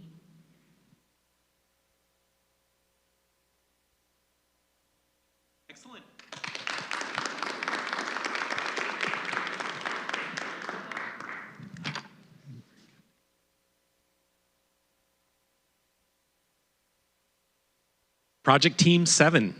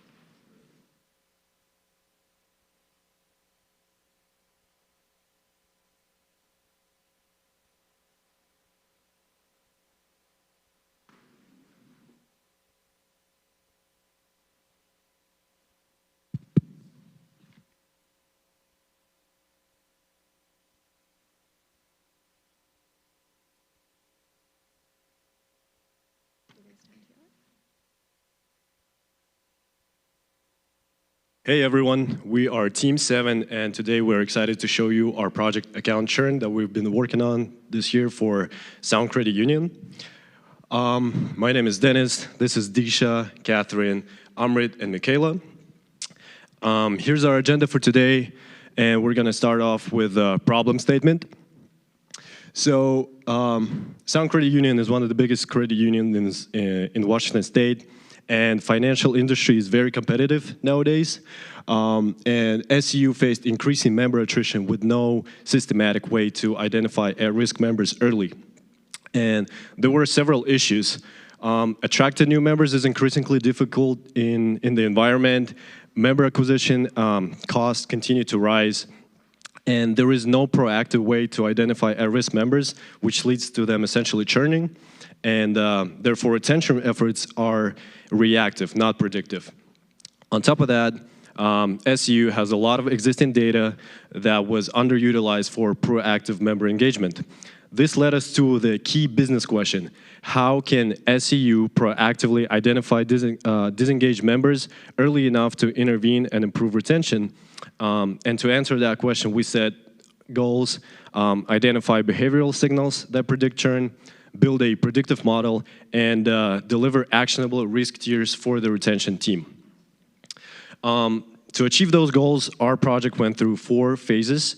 In phase 1, discover and plan, we basically defined the business problem, held meetings with the client, analyzed the market, and build a project roadmap. Then in phase 2, plan, analysis, and design, we processed 14 gigabytes of data across 18 files and built an Azure SQL environment to work with the data. Then we conducted descriptive and diagnostic analysis and identified major churn drivers using Tableau, Python, and SQL. Then in phase 3, we started to develop analytic solution and building the model. We engineered behavioral features, build a churn prediction model, optimize recall and threshold tuning in this model, and develop retention risk tiers. Finally, in phase 4, we started deploying analytic solution. We built an interactive website interface, developed Tableau dashboards, built a AI analytics agent, and enables business-friendly analytics workflows that we're going to be shown during this presentation. Now I want to pass it on to Disha, and she will dive into the model details. Thank you, Dennis. Now let me quickly walk you through our model development process. We initially trained the model on the entire data set, but then narrowed it down to the last 10 years because that's where the most recent and most relevant behavior signals lie. But before building anything, we had to clearly understand what churn meant. In our case, we have defined churn at a member level, meaning a member is considered to be churn only if all the accounts he owns are closed. Even if one account is open, he's considered to be active. With that definition in place, we began data transformation. We initially had more than 40 columns, but then through consolidation and feature engineering, we brought that down to 12 features that could actually predict churn. We'll see what those features are in the next section. We also aggregated the data so that each member was represented by only one row. With the data ready, we trained 6 different machine learning models and chose the best one based on F1 score. Why F1 score? Because this is a churn model where both recall and precision matter. We want to catch as many genuine churners as possible, but at the same time, we don't want retention team reaching out to members who are not actually at risk of churn. And F1 score balances both, so that was our primary metric. And based on that, Light GBM was chosen as the best model, and it gave us pretty good results. We achieved 85% recall, which means out of 100 members who are genuinely at the risk of churn, our model catches 85 of them, and precision of 68%, which means most of the members that our model flags are actually going to churn. Then the final output, we are not just going to deliver a churn probability score, but we've converted that into a percentile-based risk tier. The top 5% are critical, 15% high, 30% medium, and the rest as low. So the retention team gets a prioritized action list, so they'll know exactly who needs immediate attention and who to just keep an eye on for now. With that, I now request Catherine to walk us through the dashboard. Thank you, Disha. And after we trained the model, we switched to Tableau to visualize our key patterns and insights it uncovered. And at the top, you can see the big picture. There are 130,000 active members who currently have at least one saving product. And out of these, there are around 19,000 members flagged as at risk. So now, what is actually driving the churn? And number one signal is inactivity. So we can see that churned members stay silent for more than 3 times longer compared to active ones. And this is not just about whether they're active or not, it's also about how much they engage financially, And you can see that active members bring in almost twice deposit amount compared to those who end up leaving. And we also found that there are members who have only one saving product, and they leave much more often compared to those who have 2 or more products. Those are much more stable. So this means that building a deeper relationships with clients, members, really protects the retention. And now this is where the dashboard becomes a real tool. You can see the branch risk heat map, which gives us a quick overview of how the risk tiers are spread across all branches at once. And you can spot the branches that have more high-risk members very quickly. And here we can select the specific tier and specific branch, and it will give us the list of exactly those members right away. So this makes it very easy for the team to know who needs an attention and where. And now I want to pass the word to Amrit, who will walk us through the next outcomes. Thanks, Catherine. So I will be walking out through how our model actually work in real practice. So we have created a member lookup website this tool is very powerful tool, and it has many features. So like overview, business contest, and model performance. First, I will try with the prediction tool. Here, users need to just mention a member ID number, and the moment it will click the predict churn, it will tell about the risk level. Right now, this member is having a low risk level, and no action need to be taken. And if I put another member list, like suppose 944.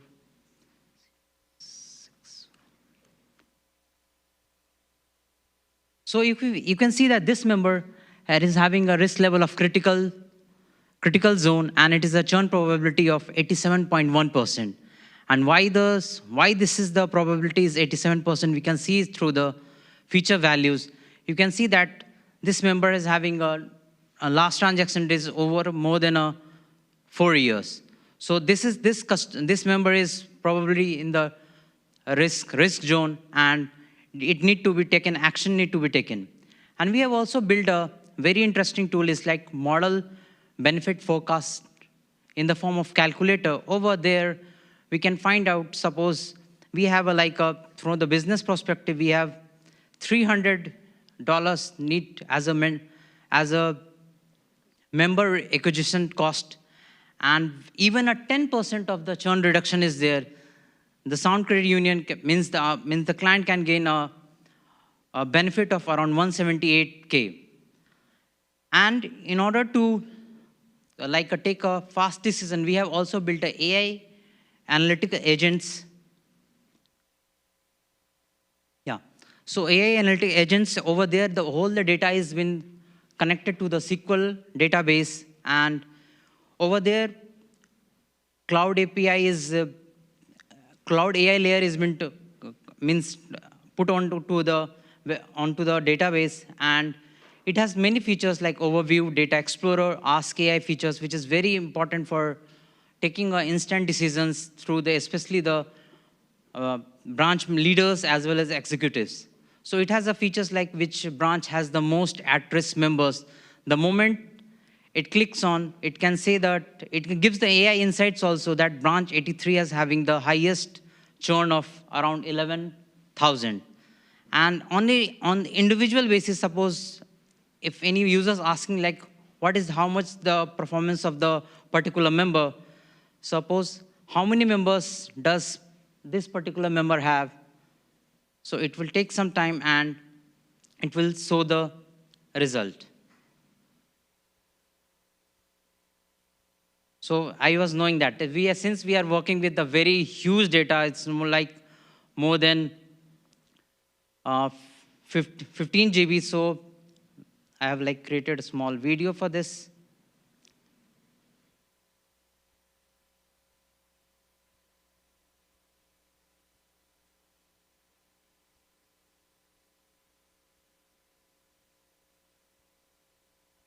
So yeah, this have very unique features like overview, data, and ask AI. Straight away, I will go through the ask AI feature.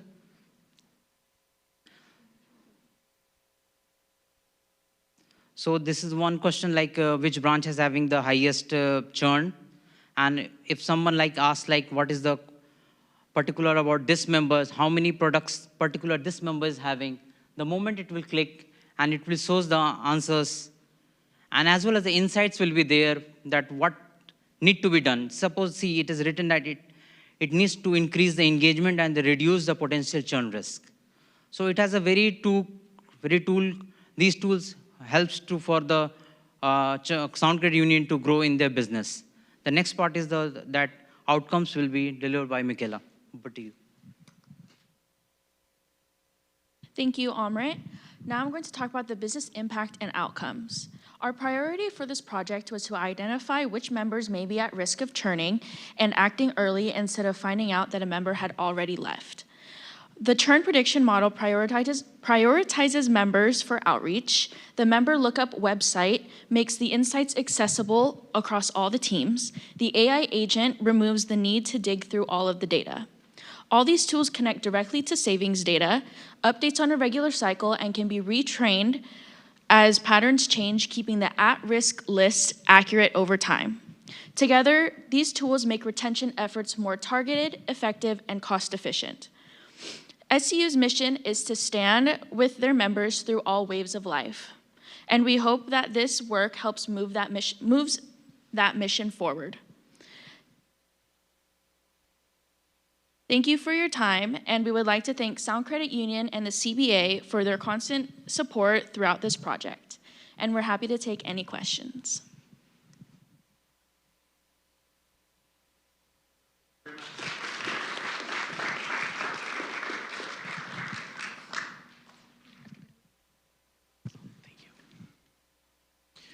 Okay, with that, we will take one more 10-minute break. So we will resume at 11:15, and we will conclude with our final 4 project team presentations. Thank you.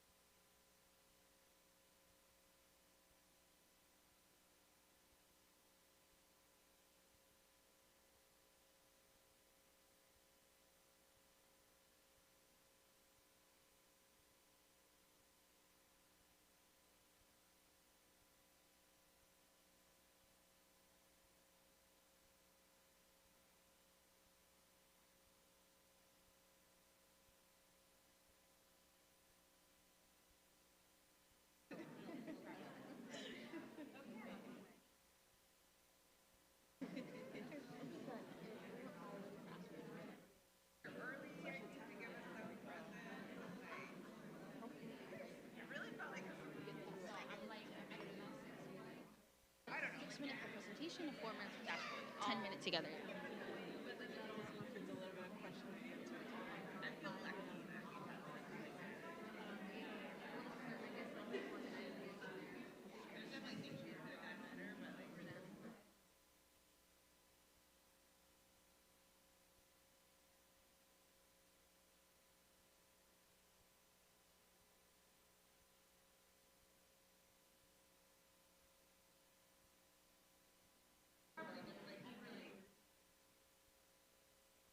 Maybe we came up here too early, guys.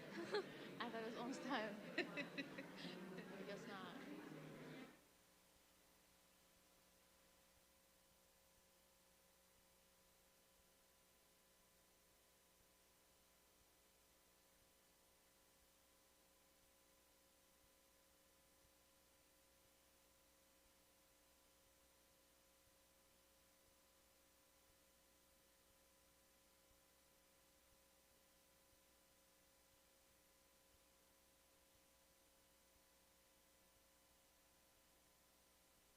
Oh my God, the worst. Yes, yes. We will go ahead and resume with Project Team 8. Good morning, everyone. My name is Hasna Hussein, and our client is UW School of Medicine. Our project is competency-based medical education, focusing on workplace assessment.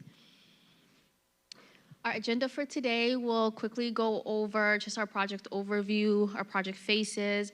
We'll go over our model approach, our findings, and the recommendation that we have for our client, and we'll finish off with our live demo.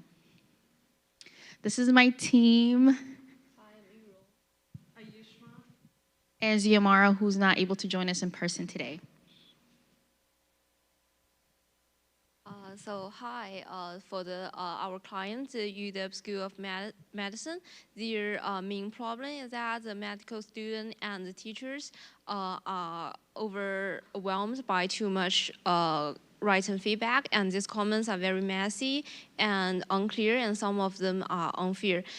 So without a clear system, it's really hard for them to turn the feedback into the real learning. So our project is try to turn this role assessment into a clear, actionable insight, and this will help the student to grow faster.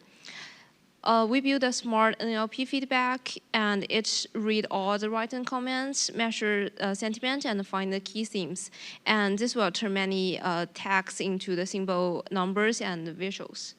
We have 4 phases of it, from the data cleaning and to the solution. Next, we'll go over the workplace assessment model approach and our findings. So for our predictive target was feedback quality, and this was modeled by 3 class outcomes, 0 being low quality comments. Those are comments that are vague, non-actionable, and are just not helpful to the students. For example, a good job. 1 being a medium quality comment, which are descriptive, but they're also not actionable. And 2, which are high quality comments, which are the best comments a student can receive after their program, and those comments are specific and actionable. Additional prediction targets, we also included actionable feedback, patient and team communication, and technical feedback. Our model relied both on those NLP text and metadata, for example, the rotation type, the comment length, and etc. After our cleaning, multiple cleanings, we found that we had some non-usable text that we removed for our final model.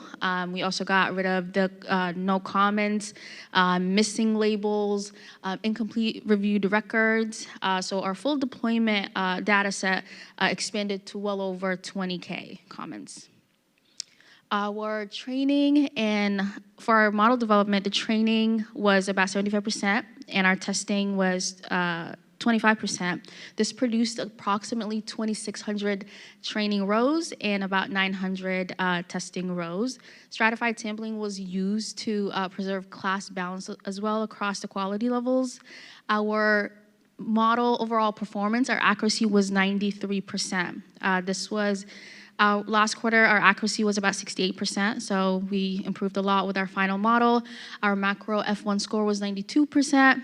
Our weighted F1 score was 94, and the strongest model we found was the actionable feedback at about 96%.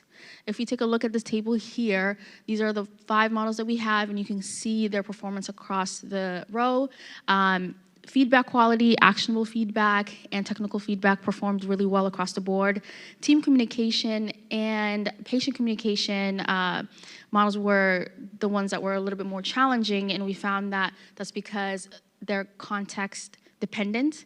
So our model still is having a hard time finding consistency in pattern in those 2 communication classes. Our feedback quality overall, we noticed that medium comments and high quality comments are performing really well.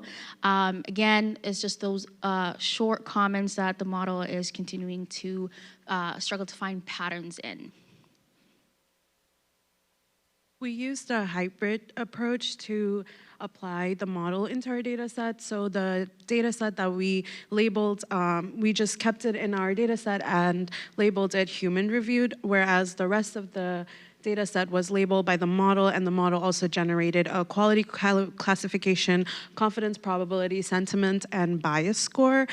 We also used a confidence-based review prioritization for feedback that needed our attention based on how confident the model was.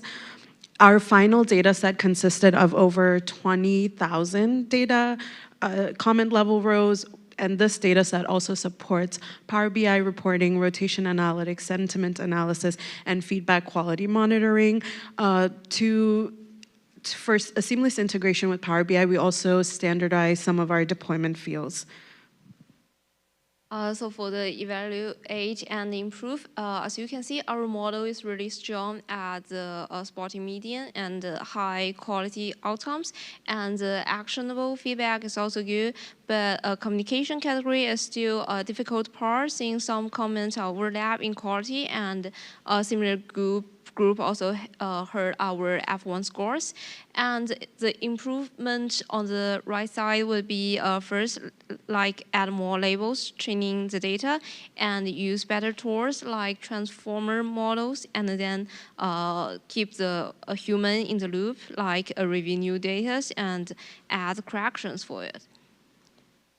So for the summary of our findings, we trained our final model by using about 3,600 data reviewed comments, and we use a model called multinational logic regression for the classification.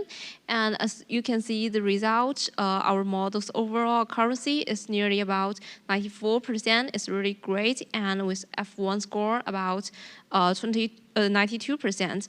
And our actionable feedback works best with F1 score about 96%.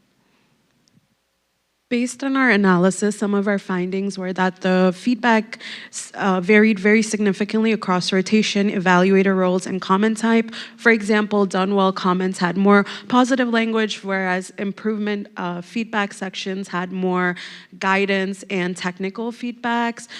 We also realized that a lot of our feedbacks were descriptive but lacked coaching guidance.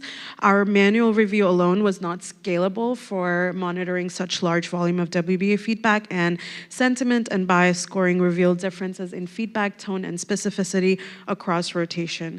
Based on our finding, here are some of our recommendations.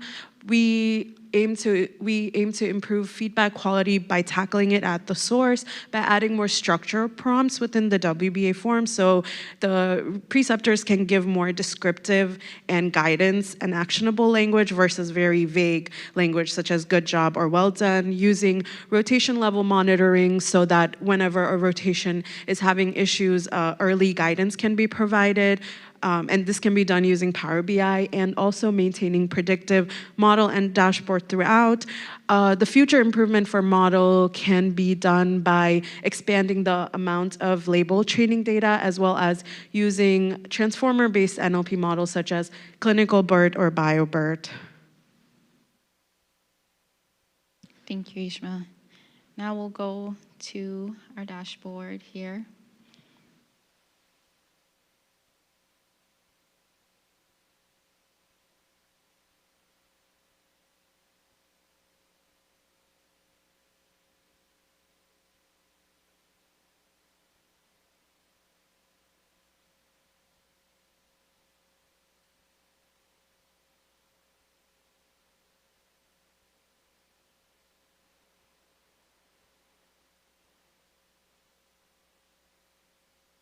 Thank you. So here's our executive dashboard for UW School of Medicine. We wanted to highlight some of the important visuals for our client that will make it easier for them to track what's most important. For example, they want to see the feedback quality level by rotation. That's one of the important visuals they want to have access to. So as we see here, they're able to track the feedback quality by rotation.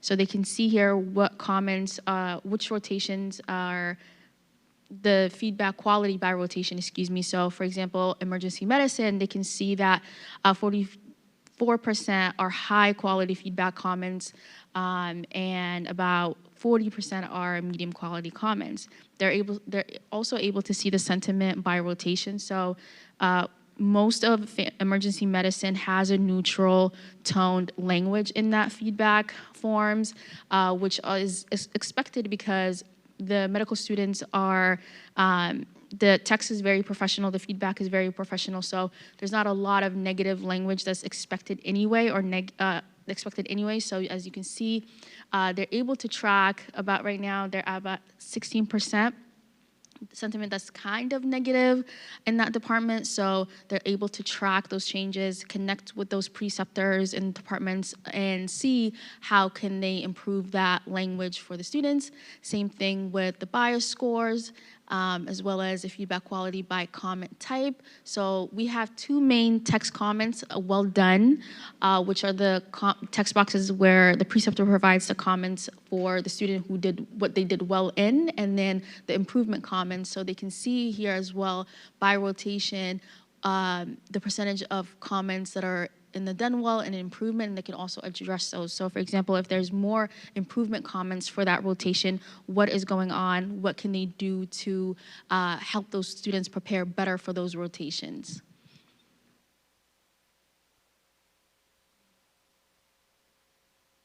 And this is our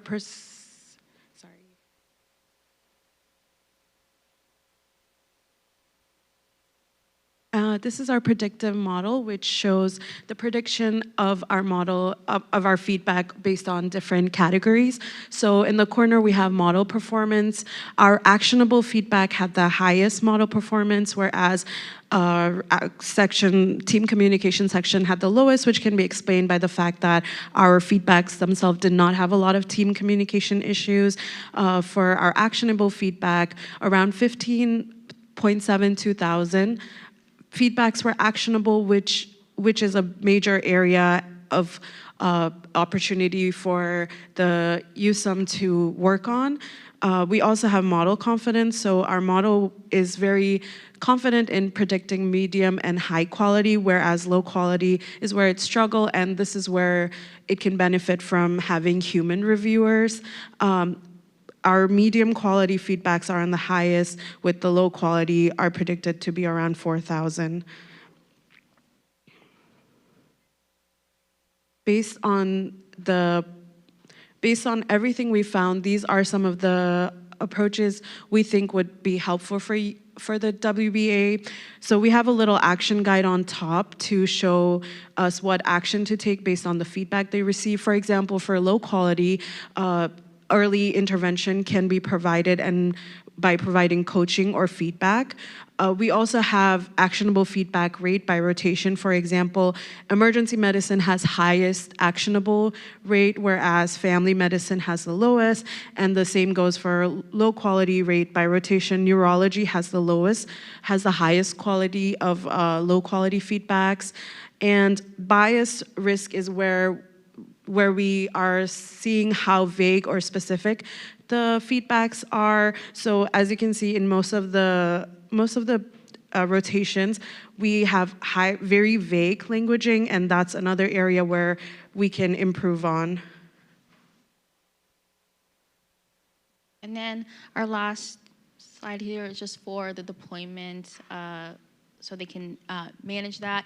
I think the most important visual we were able to include for them is the review priority by rotation. That's really important. Every time they rerun the model, there will be a small percentage of comments that are labeled high priority that they must review. A human must review to help the model's accuracy. So that's important. They're able to track feedback by volume, and they're also able to see the percentage of human versus modeled labeled comments as well, and then just keeping track of the completed by evaluator type, because they're able to, a key that we will add for our final submission to our client is the preceptor key. They want to know exactly who submitted those comments, so they're able to provide coaching for them as well. So thank you so much for your time. Any questions? Thank you.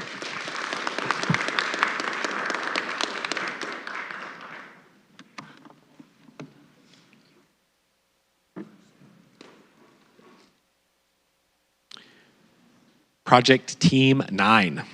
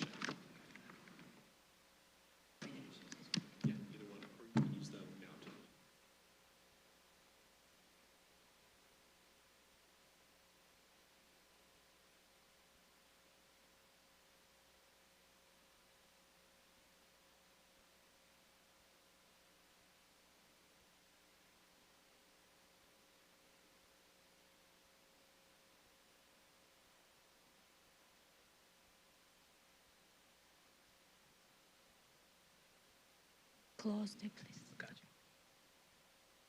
All right, good afternoon, everyone. And we are Team 9, also doing a project for UW School of Medicine.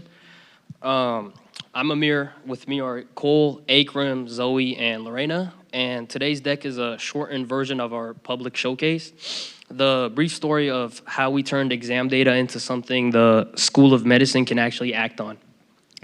Here's the question we kept coming back to. Here's the question we kept coming back to. Every exam question is a measurement instrument, but are all of them measuring the right thing? The UW School of Medicine faculty needed a way to quickly see which exam items are pulling students apart and which students need help before the next block. That is the problem we set out to solve. One quick piece of context before we dive in. The School of Medicine trains physicians for the 5 states of the WIAA region. Many of these graduates return to rural and underserved communities. So the quality of every exam question and the speed with which we catch a struggling student has a real downstream effect on healthcare access. Faculty asked us 3 things. Which exam items are well written, which students are slipping early enough that intervention still matters, and which content domains are under-taught. We answered those across 4 phases in 1 year, from raw CSVs to 5 live dashboards plus an AI analytics agent. And with that, Cole will walk you through how we built the foundation. So Cole, take it away.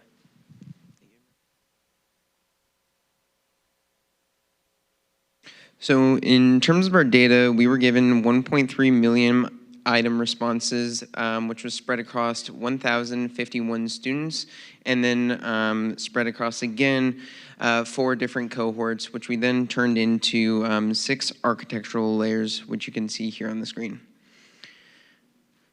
Looking at our methodology, we use the statistical idea that a good exam discriminates. Top performers get it right, and struggling students don't. To verify this, we use Kelly's 27% rule to verify exam health and performance across all exams. We then used a random forest analysis to build an early warning system, training it specifically on E22, which is one of our cohorts. And then finally, we used a Pearson's correlation to analyze each cohort separately. I'm going to now pass it on to Ikram. Thank you, Cole.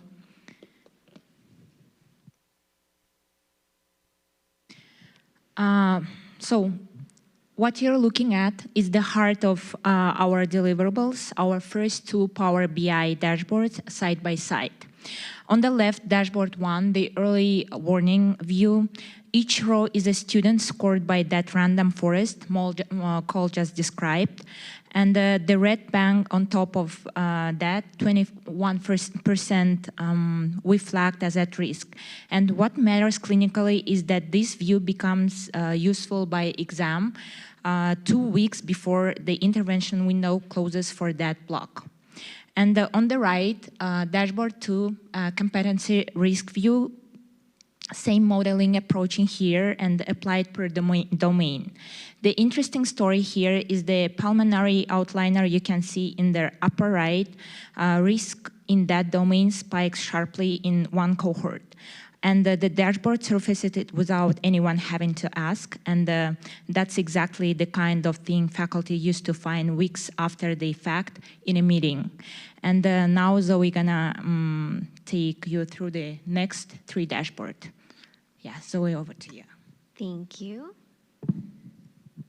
Okay, kind of a full screen, and kind of a lot of information in these dashboards, but dashboard number 3, all the way to the left, is curriculum insights, and there's 2 visualizations on this page, obviously. They come from our Azure database. So basically, they group our data by subtopic because we found through all of this that the high-level topics really don't tell us a whole lot. We really have to go a lot more granular and into the subtopics. So it parsed from prefix codes and item categories, and then it computes class mean by sum of scores over sum of weights across all attempts.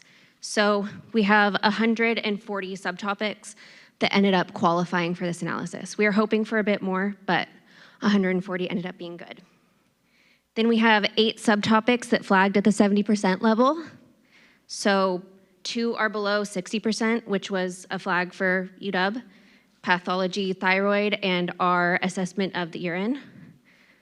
So the pulmonary subtopics in the orange are kind of watch zone ones, and this is because it's not just content driven for pulmonary, is what we've discovered. It's just across the board, everybody struggles with pulmonary and across all cohorts, so. Then we ended up discovering that 81 items have negative discrimination, so obviously that number deserves context because saying that 81 items have negative value is kind of a large thing to say, but there's multiple possible causes here. We have ambiguous wording, distractor issues, miskeying, fatigue effects, and noise at the low attempt levels. So we're not claiming that they're broken, we're just claiming that they really did warrant review, and we're excited that UW was responsive to that. So the mean discrimination across the whole bank is 0.142, and for reference, a healthy bank usually averages around 0.30 or higher, so only about 6.8% of items hit the good threshold, and then, that's an exam bank quality finding, so it's separate from anything to do with curriculum content. And something that's interesting, cohort effects on struggling subtopics.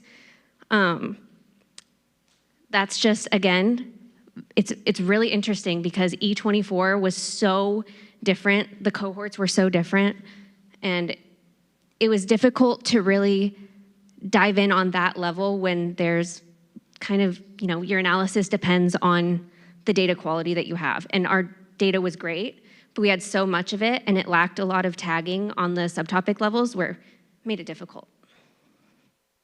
So now we can you move? Oh, sorry, I guess the dashboard's still there. Domain correlation is our second one. And this was basically just a pipeline to materialize a row per student, and then per cohort, per domain with pass rate. And we computed this using the pairwise Pearson correlations between domains within each cohort. And so findings on screen, 33 pairs are stable or mostly stable, and 12 are unstable. Strongest pair was medical knowledge with recall, and that makes sense. Kind of we're told that would happen because they're conceptually overlapping.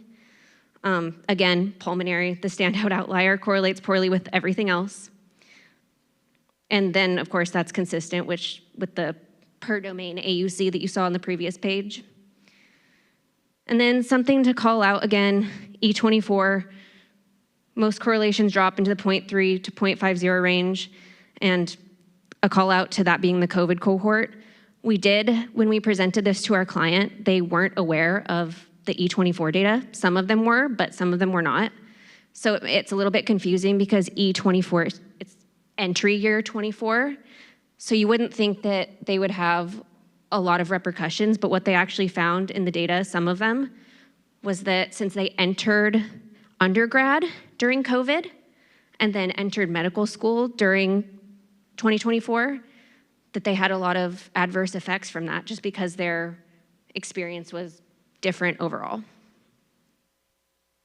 And then the last one, all the way to the right, we have student recommendations. And this would be the dashboard that students use. We wanted just to give them an example of that as well. Like mostly this was for faculty, but for students, they'd be able to select themselves, or faculty would be able to select themselves or search themselves and see where they are struggling, where they might struggle, all based on gap to peers and the 70% threshold that UW standardizes across. Now, moving with you, Lorena. Thank you. Thank you, Zoe.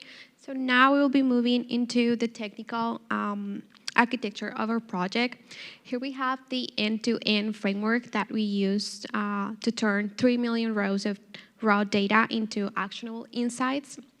On the data engineering front, we built a cloud-managed Azure SQL database, and we utilize SQL views and CTEs to handle per item upper and lower quartile aggregations, and implemented store procedures to act as our reusable quality flag classifier. For analytics, we transitioned our clean data into Python, leveraging pandas and scikit-learn for modeling and statistical validation. We deployed a random forest and logistic regression models to act as an early warning system for student risk and integrated item response, theory basics to calculate upper to lower discrimination indexes. For delivery, everything culminates in a 4-page interactive Power BI. We engineer a specific DAX measure to drive quality flag KPIs and deal through capabilities, ensuring a seamless all-track sprint via GitHub and Jira. To close out this session, I think we want to thank our client for their feedback. It was really useful for us to understand the data because it was very different to everything we've seen before. They were always there to answer any questions we had, and always on top of like every roadblock we had with the data. And yeah, I guess we also want to thank our professor Michael Turek and Dr. Yambe for all the support we received from the cohort. Also, Oske, thank you so much. That really helped us and made this project live. And now we welcome any questions you may have. But thank you. Yeah.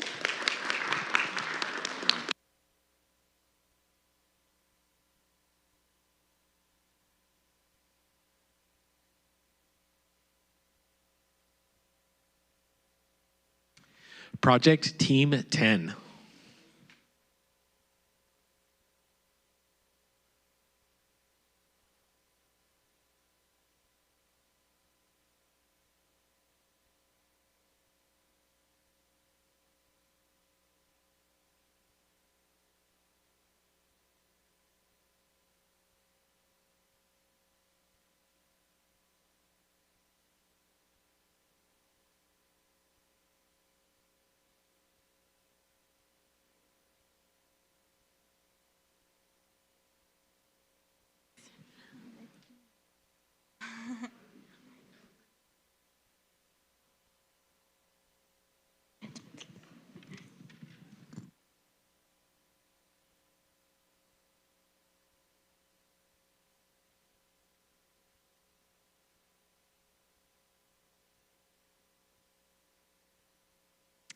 Hi, everyone, and welcome to Team 10's Applied Project presentation. And so, as we all know, universities collect so much data throughout the school year. It could be grades, it could be retention reports, it could be graduation outcomes, it could even be GPA trends. So much data. However, a lot of the time, universities end up with one singular question, which is how come some students make it to graduation while others struggle a bit along the way? And so, over the past 4 quarters, we have teamed up with the IR department, the Institutional Research Department here at the University of Washington, Tacoma, in order to essentially relate and take a look at how program complexity relates to student success and student completion here at UW Tacoma. So let's get started. So first up is our team. My name is Hayden. Here we have Churn, Tao, Gloria, and Zoe. And together we have worked with our sponsor, our main contact, Andrew Chamberlain, throughout the process of these 4 quarters in order to get a better understanding of where they're at with their project and what do they need and what they would like for their solution. And so just to briefly go over the content, first we'll be taking you through a journey of our project overview, then taking a look at the different tools and the system that we have and the overall workflow, and as well as a couple of demos at the very end. And so to begin with our introduction to the project, one thing that we noticed when we were exploring the data was that there was a certain pattern. So the pattern that we noticed was that there were certain academic pathways that were seemingly more demanding than other academic programs. And so that pattern raised the question of how do we meaningfully and efficiently measure the academic pathway complexity in a way that's numeric.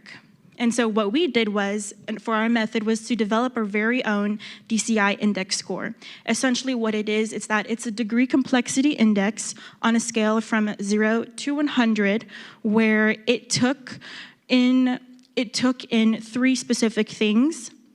So first thing that it took was,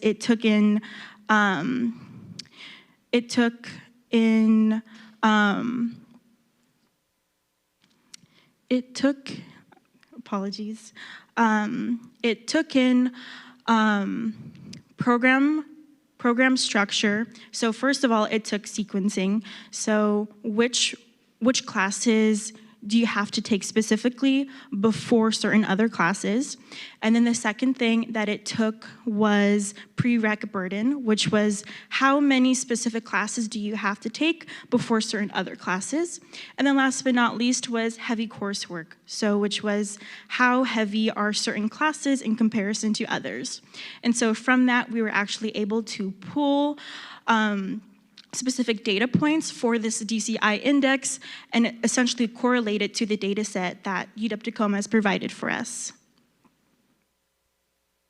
And so following along, here we broke down our project into 4 distinct phases. So first of all was the first quarter, which was summer. Essentially, it was our business and project discovery, where we sat down with our customer and our client and talked with them, just got to know them a bit more and who they are and what they would like this project to be for the outcome. Second was the exploratory, where we actually dove and analyzed a lot of descriptive and diagnostic analytics on their side. And then third quarter, we really dove into predictive analytics, where we spent a lot of the times of analytical workflows in our studio, and also built that baseline for our foundation for Power BI. And then last but not least, this quarter, essentially, we improved that Power BI dashboard and then later integrated that into the IR website, as well as built our very own AI chatbot in order to have that conversational flow with our data.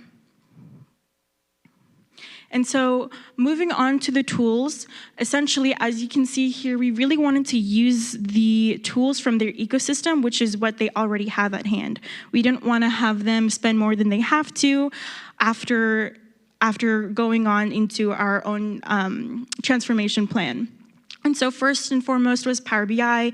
Essentially, it was the visual aspect of their data. Second is RStudio. That really helped us with cleaning the data and just being able to take a look at all the different analytical workflows that we could do all throughout the different quarters. And then last but not least is Copilot, which is essentially where we built our AI prototype and then took a look at that and was actually able to find out that we can actually deploy your Copilot Studio agent into your team's channel so that it's visibly accessed to your team. Up next is the system architecture. Essentially, this is the workflow for how I explain for like the tools. So first, it started off with UW Tacoma's IR SQL database. Essentially, this is where all the student and the program data was stored. And so from here, we took it, we cleaned it in RStudio, and we're actually able to build out a level set data into this Excel-based file sheet, which was essentially our foundation for the Power BI dashboards. And so from there, we integrated the Power BI dashboards into the IR website, and then that same Excel-based file sheet, we use that as the baseline for the Copilot Studio.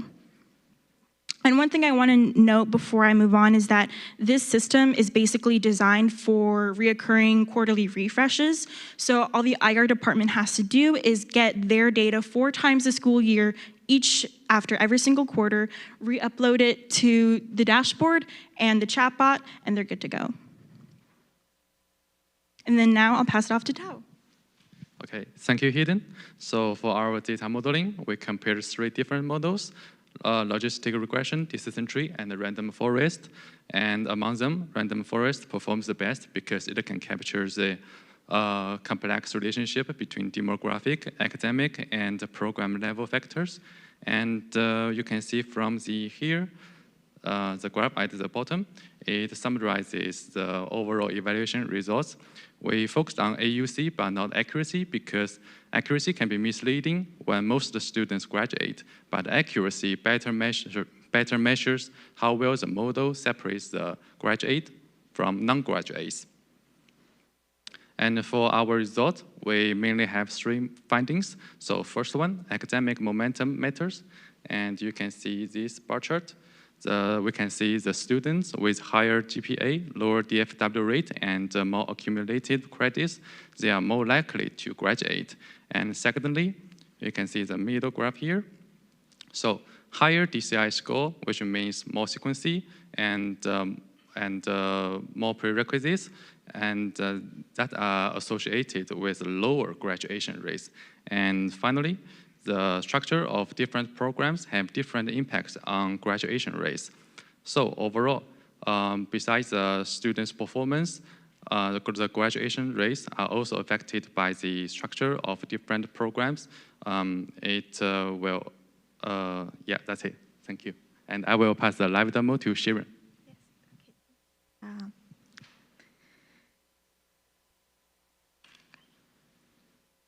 All right, so we have analyzed 4 schools and then 11 programs, and for the student cohorts between 2016 to 2021. And the 2 main tools are going to be, I will be showing, is the website itself. So here it could be filtered depending on the school and major and department, whichever information you would need. And then it will have like information about graduation rate, complexity degree, and graduation rates. But the main highlight is the chain of prerequisites each program needs to met and then acquire in order to complete the program. And then this degree complexity index is unique for every major. So when we push to this, that's gonna lead us to this dashboard. This dashboard is integrated to the website, so every time it can be filtered depending on the major or information is needed. So here you can see in the first graph that business majors definitely have better higher graduation rates than the STEM majors, between 80 to 90% of graduation success rate. And so we had a question like, why? So that was directly correlated. If you could have a look at this chart, that's because of the DCI. So the relationship is clear that the more complex the degree is, the lower the graduation rate gets. And that was because we had an assumption that STEM majors have more prerequisites to obtain, and then if one of them is failed, then it's going to delay for the next year the graduation rate. So it proves our theory on that. So we wanted to know like why certain students persevere and some students don't. And for that, we use the TLC, Teaching and Learning Center's data in order to know.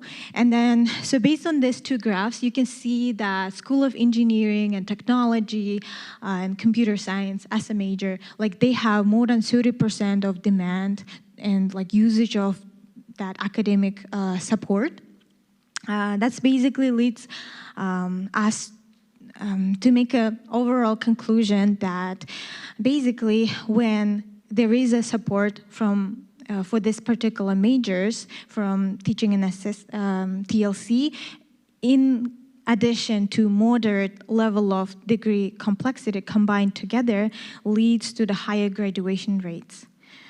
And if TLC could have such financial support and tutors according to that, then they would have succeeded. Overall, UW Tacoma could have succeeded in the future. So I'm passing back to Hayden. Thank you, and now it's time for our AI demo. Here, essentially what this is that it's built into Copilot Studio, so depending on your license, you should be able to have access to this. But what this really does is really simplifies everything for you. So here, and I just want to preface this by saying that you can actually build this with literally no code. So it could be low code, no code. And essentially, you just give it the details, you give it a description. You have to pick an agent model, so what you want to base it on. It can be an Anthropic model or an OpenAI model, and then you have to give it very specific instructions because, as we all know, AI is very willy-nilly and will do whatever if you don't tell it what to do specifically. And then specifically for the knowledge base, what it is that this data set is essentially that foundation that's built for the Power BI dashboard. And then this HTML is essentially that RStudio results for your analytics. And then we also gave it a data context guide, which is basically for your, to give the specifics of this specific features and the variables that we used. And so as we can see here, let's go ahead and test it out.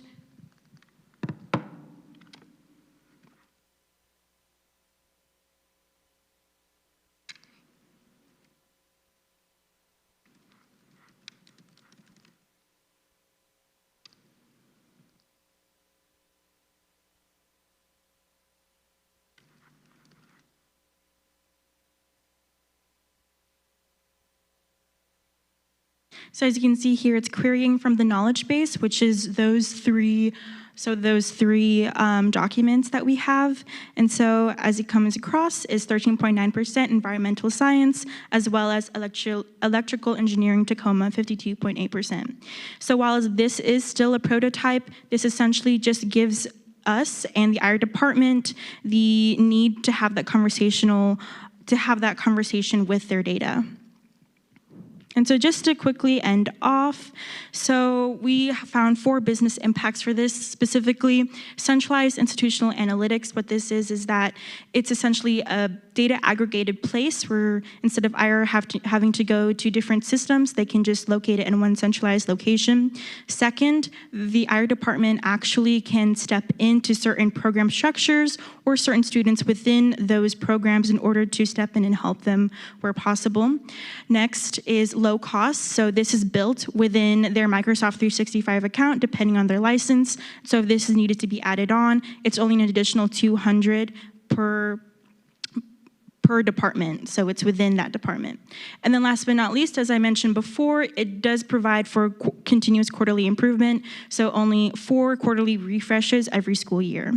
And so overall, we just really wanted to end off by saying that this, our point of this really wasn't just to build a dashboard, it wasn't really just to build an AI chatbot, but essentially we wanted to build this as a way to essentially build upon and improve a scalable and supportable way for student success throughout the future. Thank you. Any questions?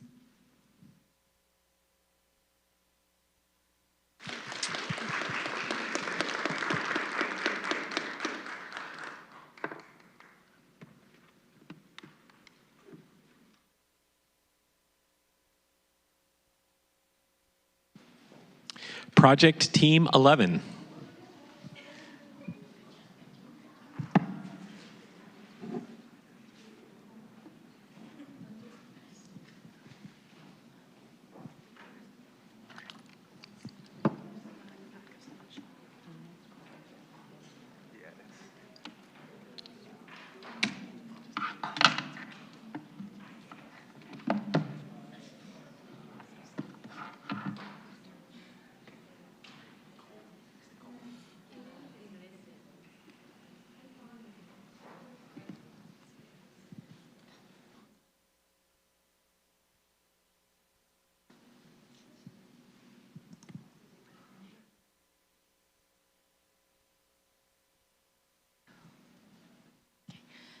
Can you please hold the microphone closely? Thank you.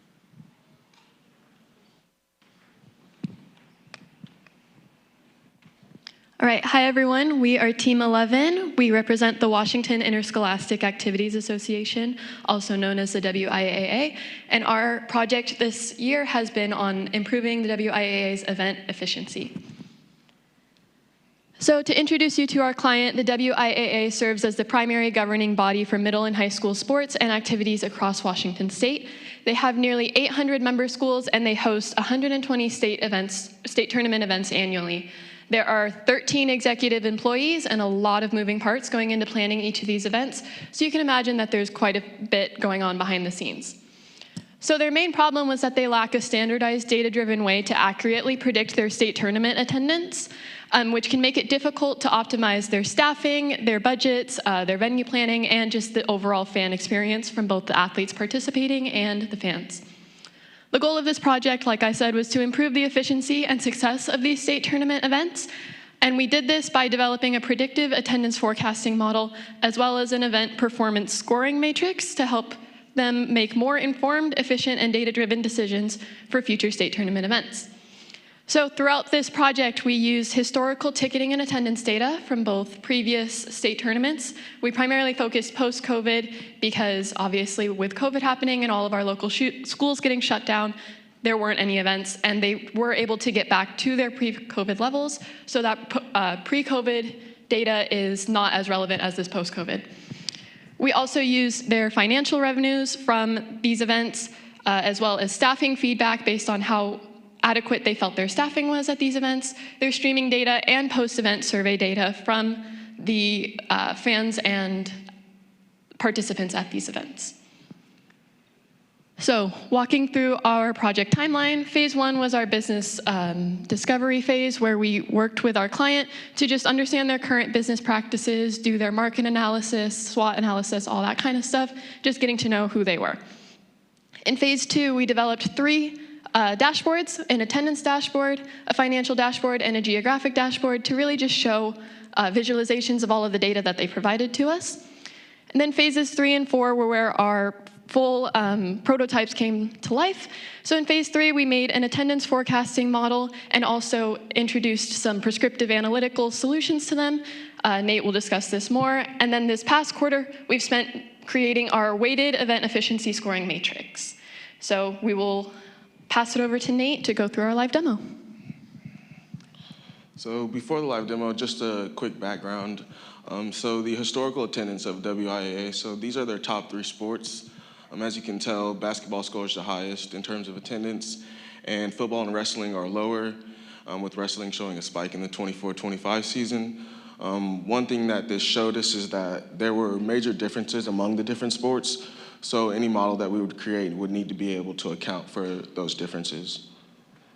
So the model that we created for our forecasting of attendance was, it took into account things like the previous year's attendance for the event, the growth rate for that sporting event, as well as the percentage of schools using their digital ticketing platform. The black dots represent the actual attendance and the red dots are the forecasted attendance. It performed well overall, but there were some larger spikes like in the wrestling 24-25 season.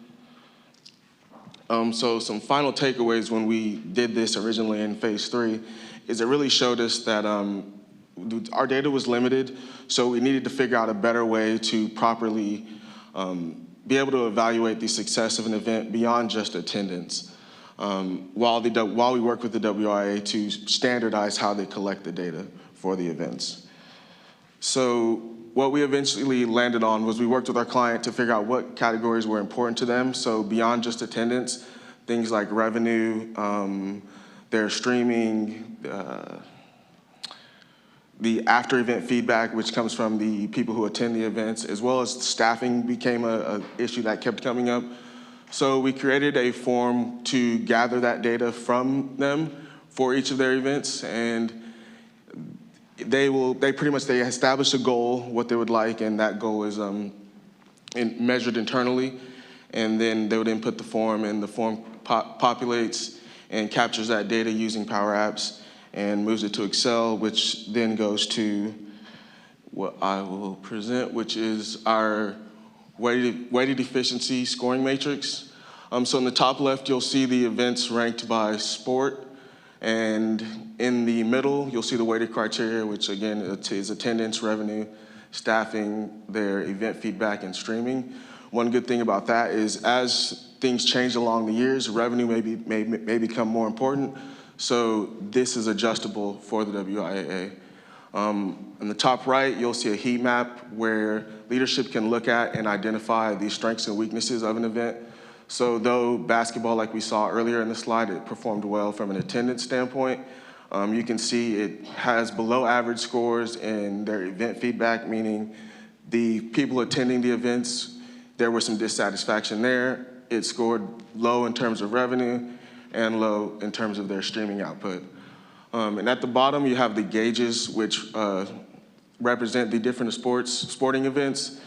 And once again, basketball, I'm going to point to again because it was one of the events that they looked at because it's their largest grossing event. But the reality is when you take into account the other factors, it doesn't perform well when you add those other things.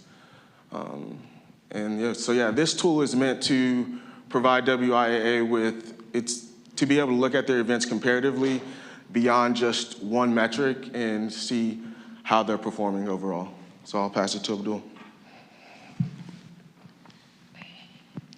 All right, to bring it all together, our main goal here was to help WIAA make stronger and data-driven decisions to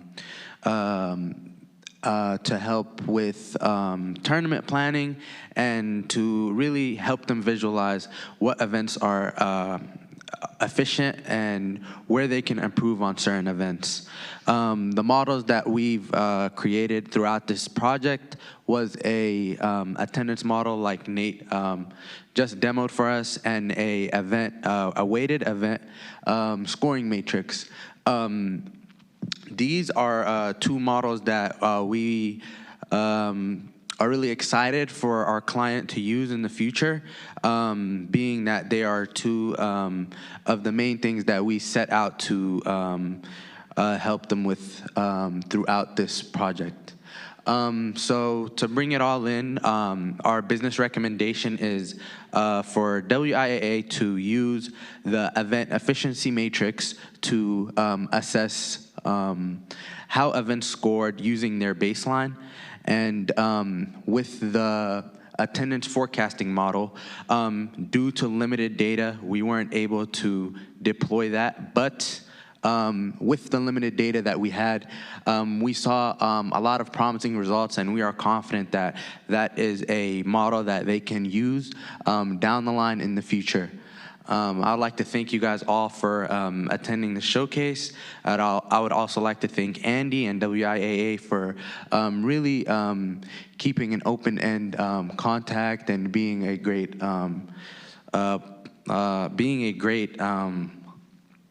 sponsor and client for us, and extremely helpful. And that'll be it for Team 11, and we can open the panel for any questions.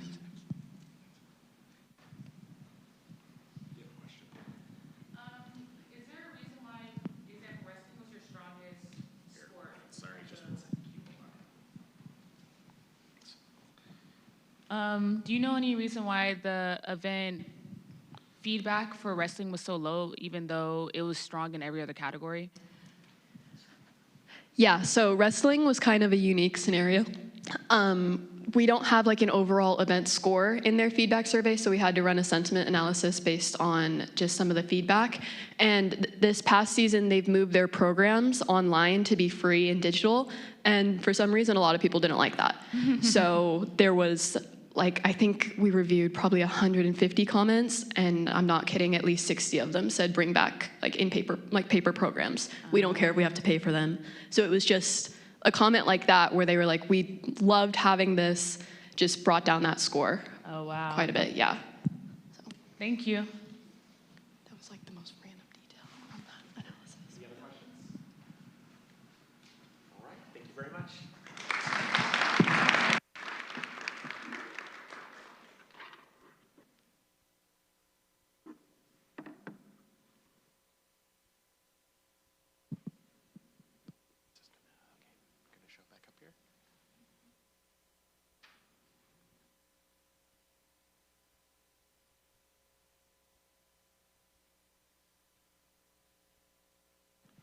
All right, well, that concludes our applied project presentations.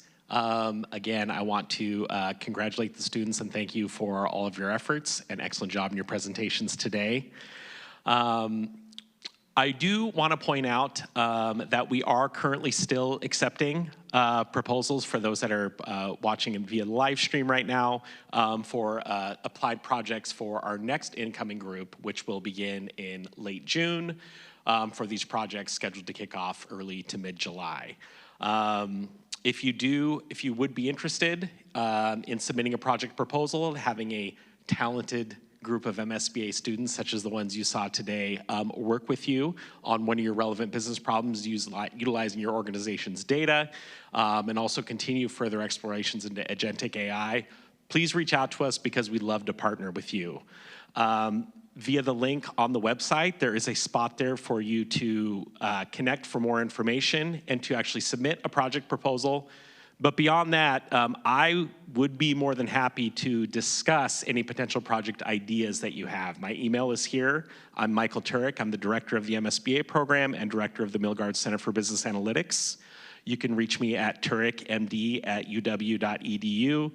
And I would love to talk to you, learn more about your organization and a potential project idea that you might have. Now, if you're sitting there and thinking, I think I have a project idea, I don't really know if it's relevant, I would make the argument that there is not a business problem for a company of any size in any industry that could not benefit from a data-driven solution. So let's talk about it and we'll figure it out and we'll get there and let's co-create value together. That concludes our live stream here today. And please join us in William Phillip Hall from 2 to 3 p.m. for our poster session where you have an opportunity to interact in person with our students, ask clarifying questions about their projects, and get to know them and talk more about their talents. So I thank you very much. Have a great rest of your day.